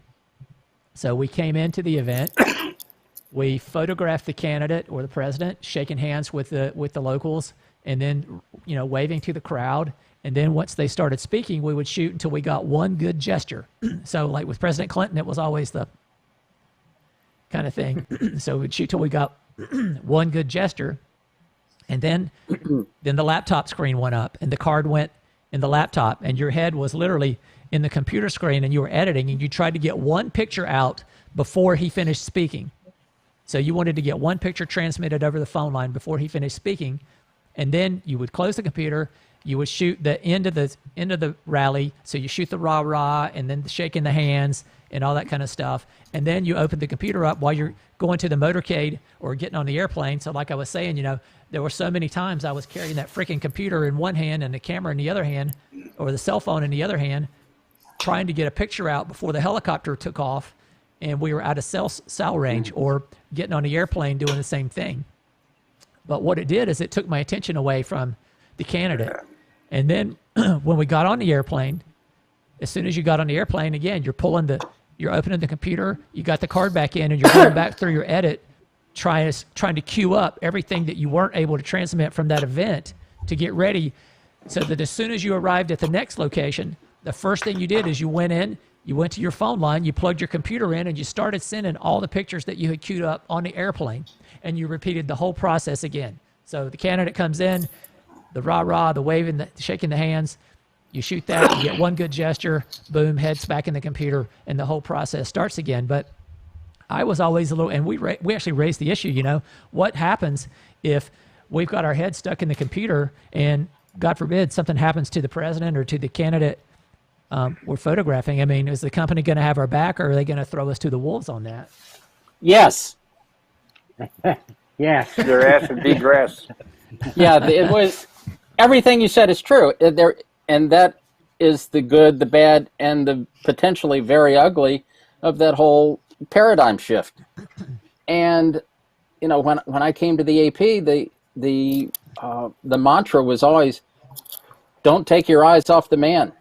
Don't take your eyes off the man. And it was easy enough to do, because then you could ship your film and someone else would take over. My only job was to keep your eye on the man. Nobody ever proved that better than Ron Edmonds, Exactly. who made the incredible photographs of the assassination attempt on President Reagan. He had his eye to the camera and the camera at the president. Would that happen today or in the last 20 years?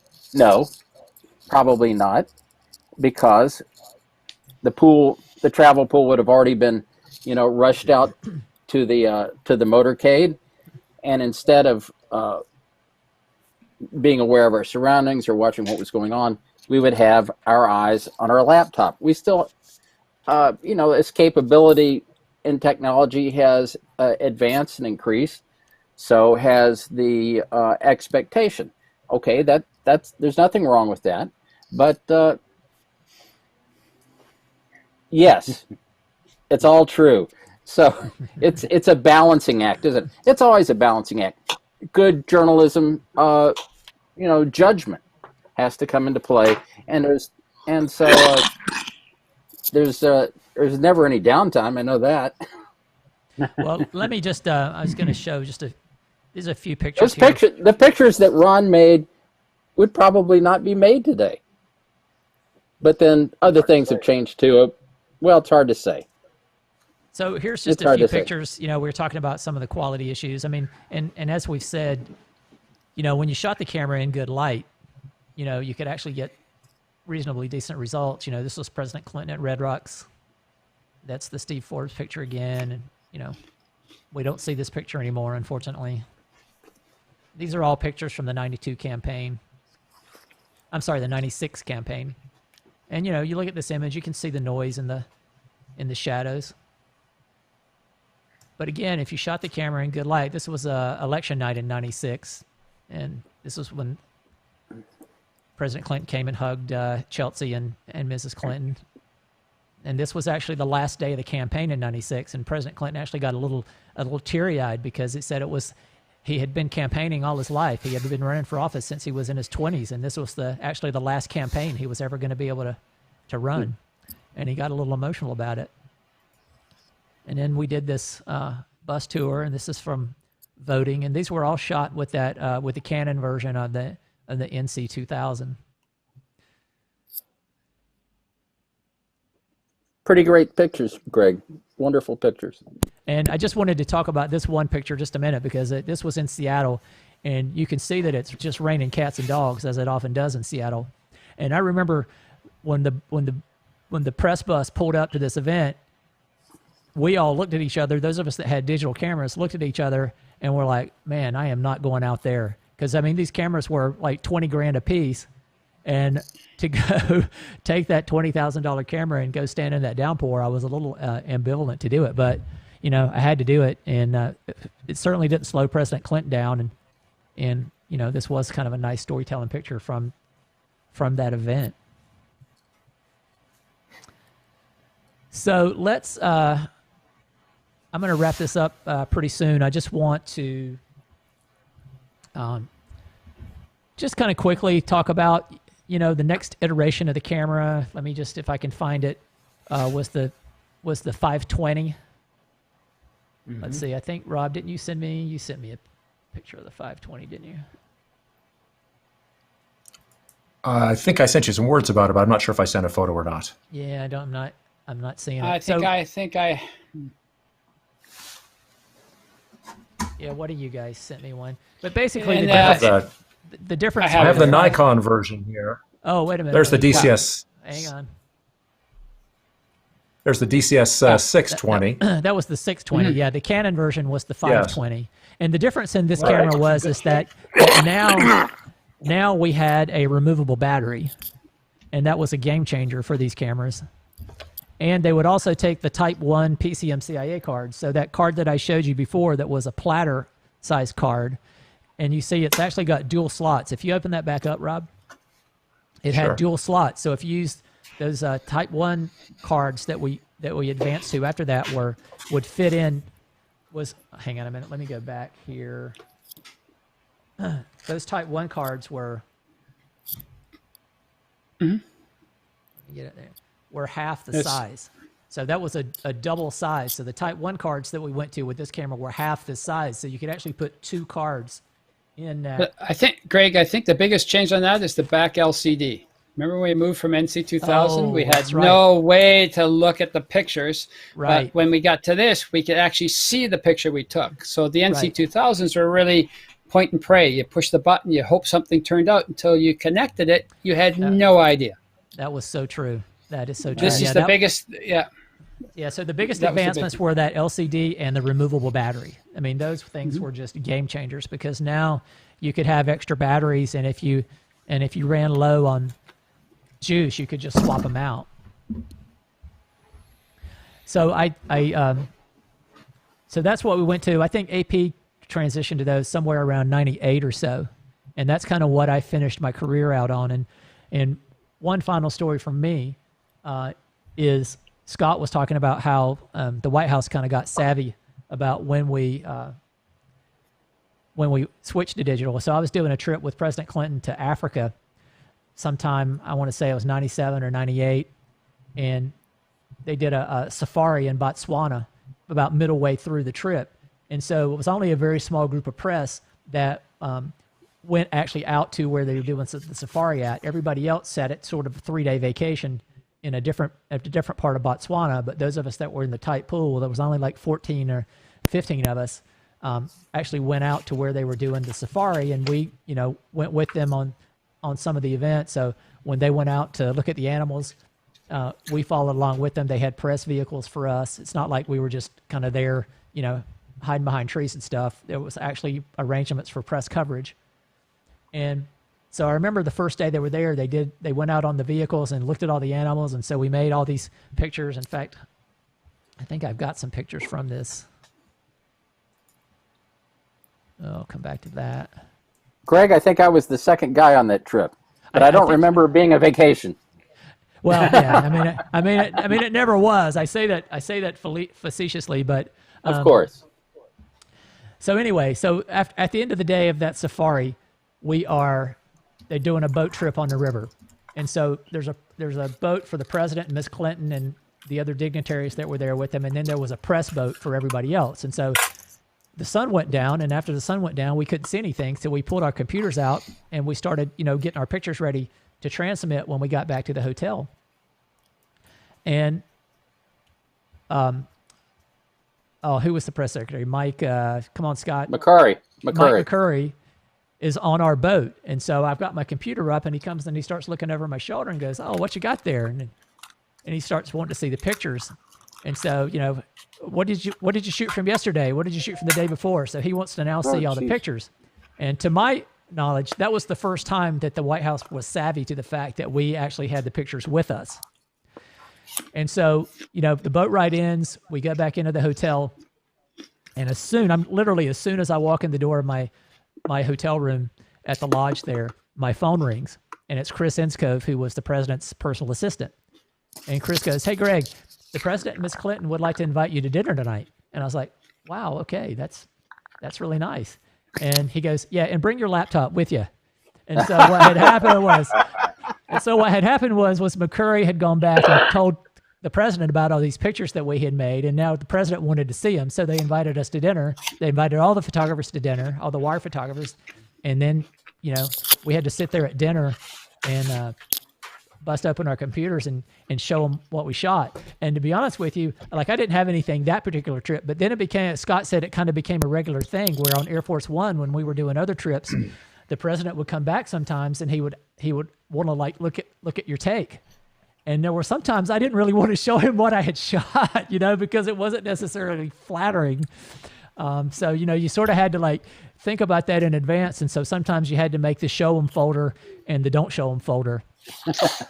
But Scott was talking about, about what was that Clinton thing that you said, Scott, in the Clinton voice? Oh, it was talking about when David Ake had an AFP had the NC2000s or had a digital camera. And those French. Not everyone in the AP had them yet. Well, so you were talking about like that. So while we're at this dinner, this is a buffet. And so I'm going through the buffet, and somehow or other I end up in the front of the line, and I'm trying to let President Clinton go ahead of me. And so this buffet is all it's all made from animals and stuff that have been harvested on the game preserve that we're at. And so it's got giraffe and zebra and water buffalo and snake and crocodile tail and all this kind of stuff on it. And we had eaten dinner there the night before, so I was sort of familiar with what was on the buffet. And I ended up in front of the president, and I really was trying to let him go ahead of me, but he kept pushing in front of me. So he starts, as we're going down the buffet, he starts putting stuff on my plate. And he's going, here, you might want to try some of this alligator. It's a little bit, have some of this zebra. You might want to put a little bit of that sauce on it. It's a little bit gamey. But that was the... Everything about this conversation is wrong. And so as I was saying, that's kind of that camera was kind of what I bowed out on my career. Let me just see if I got. And Greg, actually, during the Clinton years, that's what we used all the way through, through the scandal and all the way into the end of his presidency. And right. we use those cameras on he always liked to, like you were talking about Africa, spend a few extra days in in a foreign country. I remember it must have been one of the older cameras, because I remember we were on a trip down the Li River in China, and batteries would just, I had 2 cameras and the batteries on one would die, and so you were literally dead in the water. Got him in. Yeah, you were talking about, this is from the DCS520, which again was the Canon version of the camera that Rob showed up. And, when you had this camera in good light, you could actually make a pretty good quality image out of it. Right. This is some of the images from the Africa trip. And you can tell that this image has a little bit of a digital look to it. You can see the flesh tones in the president are pretty red. And same here. This is from the Safari. But do you remember we had different plugins that you would acquire? So we'd have to carry like 5 different Photoshop plugins: flesh tone, this, that, and the other. Exactly. Fireworks. So you had to make a decision about how you're going to open the picture in Photoshop. Yep. And this particular picture here of Clinton on the Great Wall, talk about transmitting images from remote places. And I have a picture of me actually doing it, and I tore my house apart trying to find it. I couldn't find it. But the White House actually ran phone lines for the press up on the Great Wall. And so, within 20 minutes of shooting this picture, I had my computer cracked open and I had my feet hanging off the side of the Great Wall with a phone line plugged into my laptop. And I was sending this picture around the world from sitting on top of the Great Wall. And that was, hell of a story. In China. These are all just some other... This is from that Africa trip. This is Mrs. Clinton's 50th birthday. This is when the president was trying to introduce the dog and the cat one day, but you can tell there's some, you can see some quality issues in there. But as you guys were saying, if you had good quality, if you had good light, you could get by with them, and the cameras did improve. Now, this is from the impeachment story, and again, this is from the presidential impeachment. And the interesting thing here, and the reason I'm showing these pictures, is Scott and I were fortunate to share a Pulitzer Prize in 1999 for coverage of the presidential impeachment. And so a lot of these pictures that I'm going to show you here were actually not included in that package, and I was kind of disappointed that they weren't. But these were all digital images, and most of the images that they included in the Pulitzer package for the team were film images. Interestingly enough, but these were all images that were shot. This is the Clinton "I didn't have sex with that woman, Ms. Lewinsky" day, and this is the "well, I did sort of have sex with her. It really just kind of depends on how you define sex." The night of the Ken Starr deposition. And this is a picture, it's kind of a ripoff of one of Scott's pictures, and that I shot with a digital camera. And Scott has a picture that's much nicer than this that was included in the package. Did you shoot that picture with film, Scott? No, it was digital. That was digital? Mm-hmm. And then this was my run in with That was Monica. a great picture. That was a great photo. But I want to kind of let Rob and Nick kind of and Steve kind of finish this thing off, and because I bowed out in about 2000, and so somewhere around that time, the Canon D30 came out, which was sort of the first consumer accessible camera. These cameras previously had been so expensive; they were $10,000, $15,000, $20,000. The Canon D30 came out in the late 90s. It was kind of the first consumer accessible camera. It was followed by the D60. And somewhere along the way, Rob actually wrote the first book on digital photography for photojournalists. So Rob was a noted early expert. And what did you tell me? You sold something like 15,000 copies of that book in 4 different languages? Yep. So, and printed and printed them on the Calgary Herald's laser printer, not? Yeah, I'm not sure if we should be talking about that here, but it ultimately was 15,000 copies, and the first couple of thousand were printed late at night on a printer in the newsroom. which is probably explains the newspaper's hardships now, is the amount of money that in consumables I used at that time. Huh. But the book project began as me just writing up a set of cheat sheets for the other photographers at the newspaper, and somewhere in there I got invited to speak at a NPPA short course event, and I printed out these cheat sheets and Surlocks bound them. It was probably 40, 50 pages, and even before, and I was doing a presentation at the short course on something digital.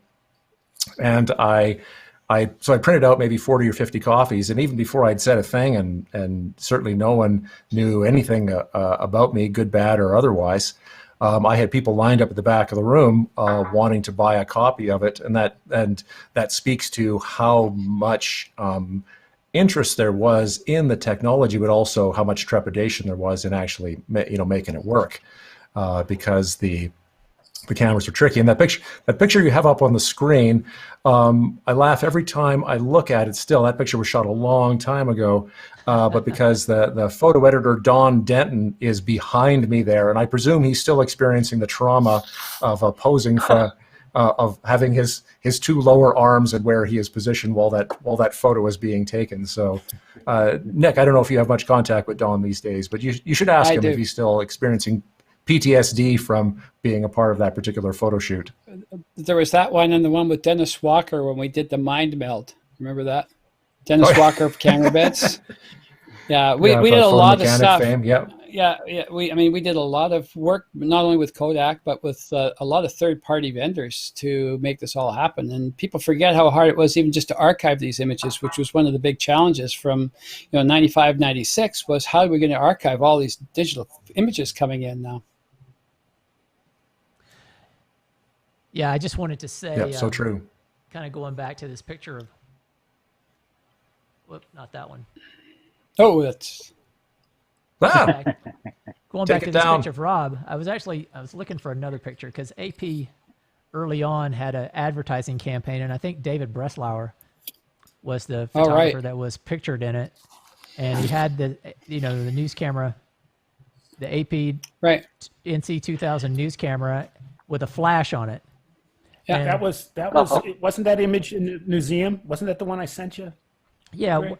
I'm trying to find it. I have it here somewhere.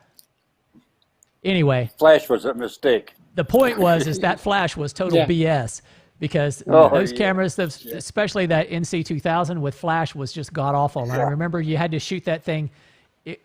We used to shoot those things at -3 on the exposure compensation, and still it was a roll of the dice as to whether you would get a usable image out of it. So did you guys? Well, you could see in that picture that I had up there that it was the Vivitar 285 that I've got on the top of the camera, because that's we were resorted to 1970s flash technology so that we could have a chance of making a properly exposed automatic flash picture with our our mid 1990s fancy digital cameras. Yeah, it's because. But that was just one of the.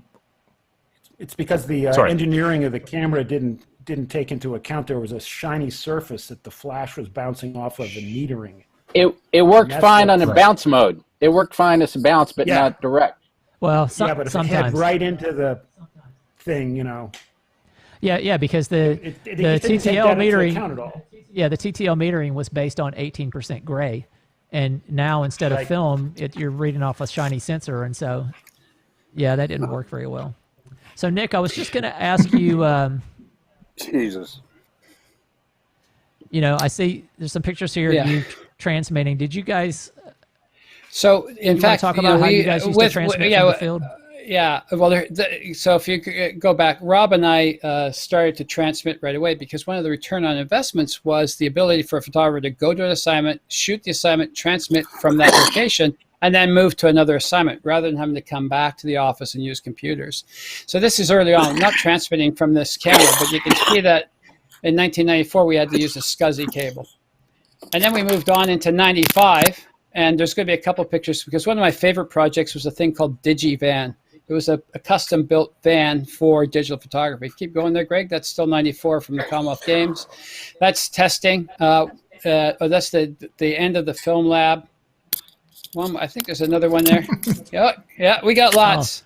That's the a one chip right in my there. head. Yeah, I know. There's a nice one with. There we go. That's Digivan, which was when when I told Rob I was building a Digivan, he goes, "Oh my God, what's next?" And so we had a van.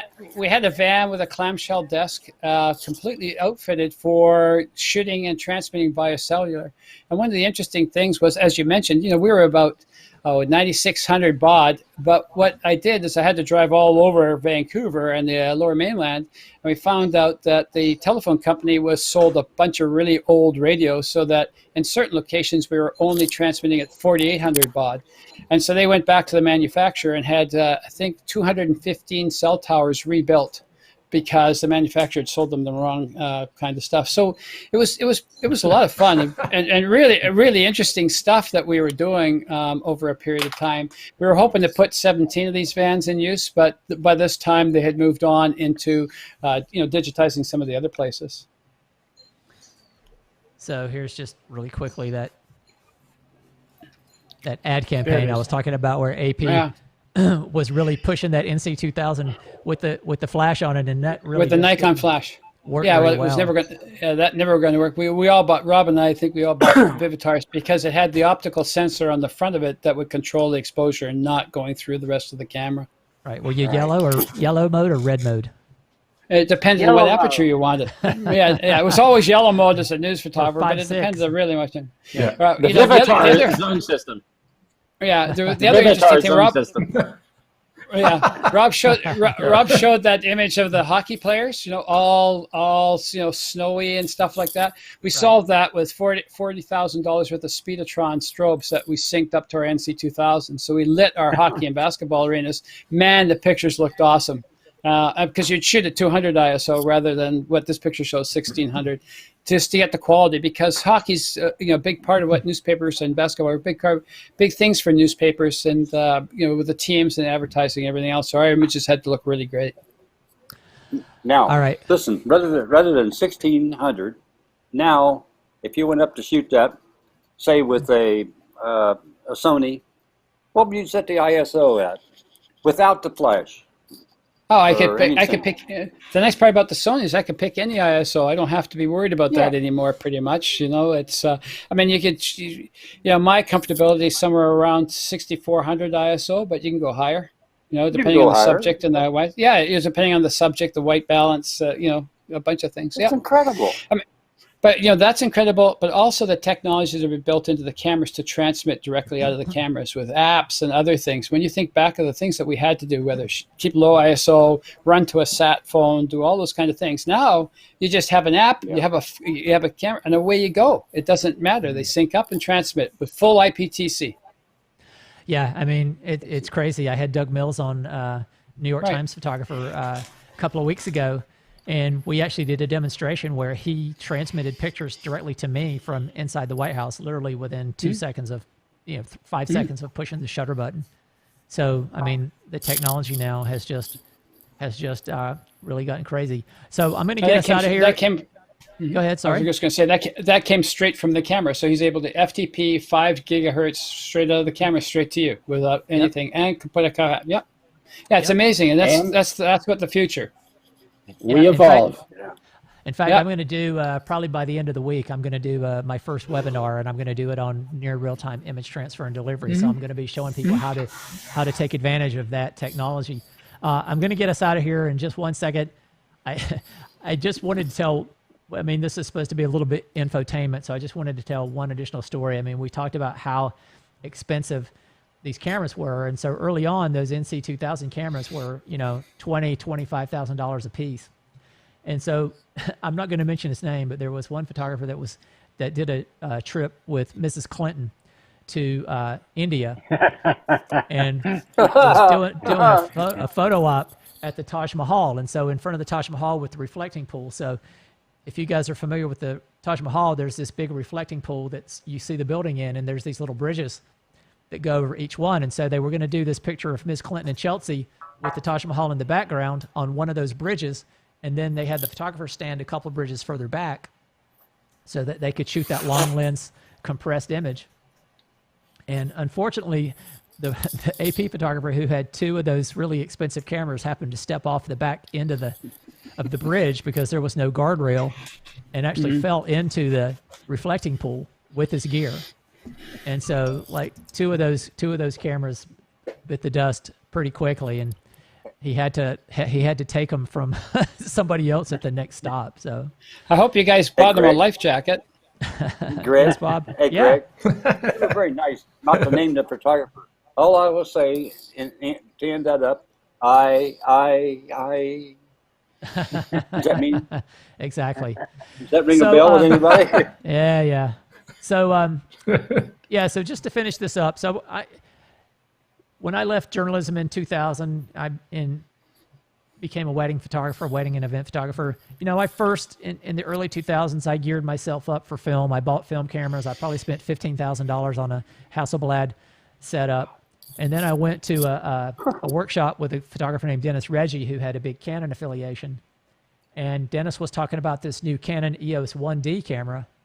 And I know there had been, we talked about the 30D and the 60D, and those cameras had been pretty much JPEG only, and they had a lot of latitude issues where for somebody who was shooting a person in a white dress, that those cameras didn't necessarily work very well. But this 1D camera was a real game changer because it was a true RAW file, and you could hold a lot of that highlight detail. So for me, you know, that EOS 1D camera was the first sort of real viable camera. So, I mean, Rob, I was curious your thoughts about that and how things progressed from the late 90s into the early 2000s. Well, rapidly, and partly because they had a long way to go, but really rapidly. And I mean, we probably have different milestone cameras that we think about during the progression from the NC2000 to today. The EOS 1D for sure was a big improvement over what had come before. But for me, I think it was the DCS520 and how much it improved over what had come prior to that told me that digital was, my hopes for digital were going to be realized. And then when the Nikon came out with the D1, that camera had some problems, but it was so much smaller and so much less expensive than what Kodak had been building. That told me it was going to be possible for Nikon and soon enough Canon to dominate and make cameras that were more familiar in size and certainly in cost to what we were all familiar with. And then as we proceed on from there to really the leapfrogging that Nikon and Canon did all through the 2000s up until today, where I would say we are embarking upon now another transition in the world of camera gear to mirrorless that is, I would say, almost as exciting as the move from film cameras to digital cameras in terms of the kind of new things, the new options, new ways of shooting that mirrorless affords. So it's an exciting time. Yes, it is. Yes, it is. I think there's an overarching lesson here, despite all the advances that have been made. We ain't done yet. We're a long ways. I can just hardly wait till the next Olympics. Wait till the next Olympics. We're going to see some really exciting stuff happen. Yeah. Well, just think of this. Think if you'd have had an iPhone back in 1980 and you were the only one who had it. You would have dominated the news business with that one single phone. Well, now before we wrap up, if I could just say that my day job now is I'm a full-time photojournalism instructor at a technical college here in Calgary, and so for Scott and Ron and also and Brian as well, your ears should be burning this fall and every fall because I show lots of your pictures, and for Scott I do refer to you as the fire and forget missile because I read that description of you somewhere, and I really like this idea that you can that if you want to be a successful photojournalist, you have to be able to do what you have done so many times, which is just be plopped into a difficult situation and figured out how to get pictures out. And for you, Ron, I show your pictures from the Reagan assassination attempt and talk about the importance of always being ready, because you never know when there's going to be a picture-worthy moment, and it won't necessarily be an assassination on a world leader. It could be something, but it could be something as equally significant locally. So again, every fall, your ear should be burning, because I have been talking about you guys every year, and will continue to do this fall. And I talk about Brian's book, which is one of the few books that I've had on my bedside for years. His EP Brian's guide book is one of the best to photojournalism. It is one of the best photojournalism books around. It really is. Well, I'm continually telling people to read your book, Bob, if you want to deal with the history of photography, and it's kind of been a Bible around for most of us. Well, thank you for saying that, and it's been fantastic to be part of this group. Yeah, what was the title, Rob? I'm sure I butchered it. It was the Rob Galbraith Guide to Digital Photojournalism? It was the Photojournalist Guide to Digital Photography. Yeah, and the first two editions, my costs were very, very low because they were all printed at the Calgary Herald, and then after that, I did actually have them printed elsewhere. Rob, is it available? That out, photographers at the AP when we were. Yeah, that's Rob, hey, Rob, just run out. Yeah, can we get that book on Audible for a download? I'll tell you what. Right after this, I will crack it open and read it, and I will post the MP3 somewhere. All right. Well, I'm going to wrap this up. So I'm going to give everybody a quick parting shot here. So, Steve, you want to go first? You got any parting words for everybody? Well, it's just a pleasure to see all you guys. It's been a long time, although I saw Bob a few weeks ago at his birthday thing. Remember that? So Steve, we'll have to have you back sometime and talk a little bit more about Photoshop and early Photoshop days and those kind of things. Happy to do that. Anybody else? Well, for me, it was amazing to see all these guys who, back 20 years ago, I thought probably none of us would still be alive. We'd either fallen off a cliff or crashed in an airplane or fallen off a ladder or burn a house down with our lights or whatever. But it's so great to see. And everybody looks terrific. Everybody looks terrific. So you're all doing well. I think a special thanks to Hal Buell. That guy is a font of knowledge about the history of photography, digital, etc. And I thought that was a wonderful addition. Yeah, people he wouldn't hired know me it. and I voted. People wouldn't know it from looking at him, but Hal is 89 years old. Right. And he is It's amazing. Amazing. Sharp He as is a tack. just sharp as Damn. a tack and remembers everything and just as giving and sharing and happy to share all that information as could be. So I was really, really thankful to have him. I'm really appreciative of you guys, especially you guys that have been on here for this whole 3.5 hours that we've been going here. And Greg, we covered 30 years of photojournalism basically in 3 hours. That's how long it's been since we started this whole mess. Yeah. So and the best is yet to come. It is. And so I just was going to finish. How many people who have been in a career this long look back on it with so much joy? There are not a lot of people in this world. Nice. Scotty once said, "I spent my whole life and didn't have to put a tie on. I only did it when I wanted to." And of course, he's wearing a tie now on Capitol Hill. But it's just great that we all were part of this. I mean, it was a great run for me, I'll tell you. I didn't wear a tie one time, and it almost got the whole White House press corps kicked out of the Vatican. But that's. I thought that was tennis shoes. No, that's another show. We'll talk about that another day. But let's just suffice to say that it involved getting the Secretary of State involved. Stay safe, everybody. All right, so I'm going to close this out. I'm just going to say here, we started. What have I done here? We started back, in 1992 with this camera.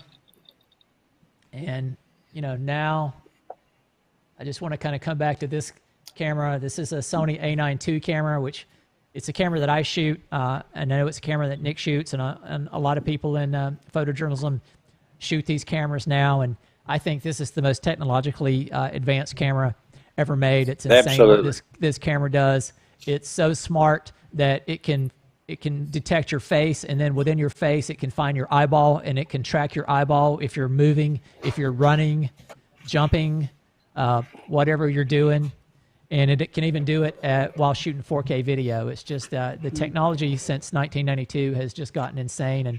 And I'm still a geek. I still love all that stuff. And so, once again, I appreciate everybody sticking this thing out for the duration. I didn't really intend. I never intend for these things to be this long, but we just get into such good conversation. They just kind of goes that way. And I don't know there's a whole lot of what we talked about here that I would have left out. But hey, Greg, yes, I got sir. a suggestion for your next show. Everybody show up with one picture. One picture, and tell the story behind that picture. I think that would make a pretty interesting show. Yeah, it would be. That'd be short. That's a good idea. We'll do that. I'm going to put that on my list, Nick. We're going to do that. No, Ryan, your story won't be short. I can guarantee it. You might want it to be short, but it won't be. It's a great one. All right. I remember the first day I heard it. All right. Yeah. Let me get out of here. Guys. Let me get out of here. All right. Thanks, All right. guys, for watching. Thanks so much. Guys. This is The Real Picture. Thank you. This is where we bring photography issues into focus. I'm your host, Greg Gibson, and stay tuned for the next one. Thanks so much for watching.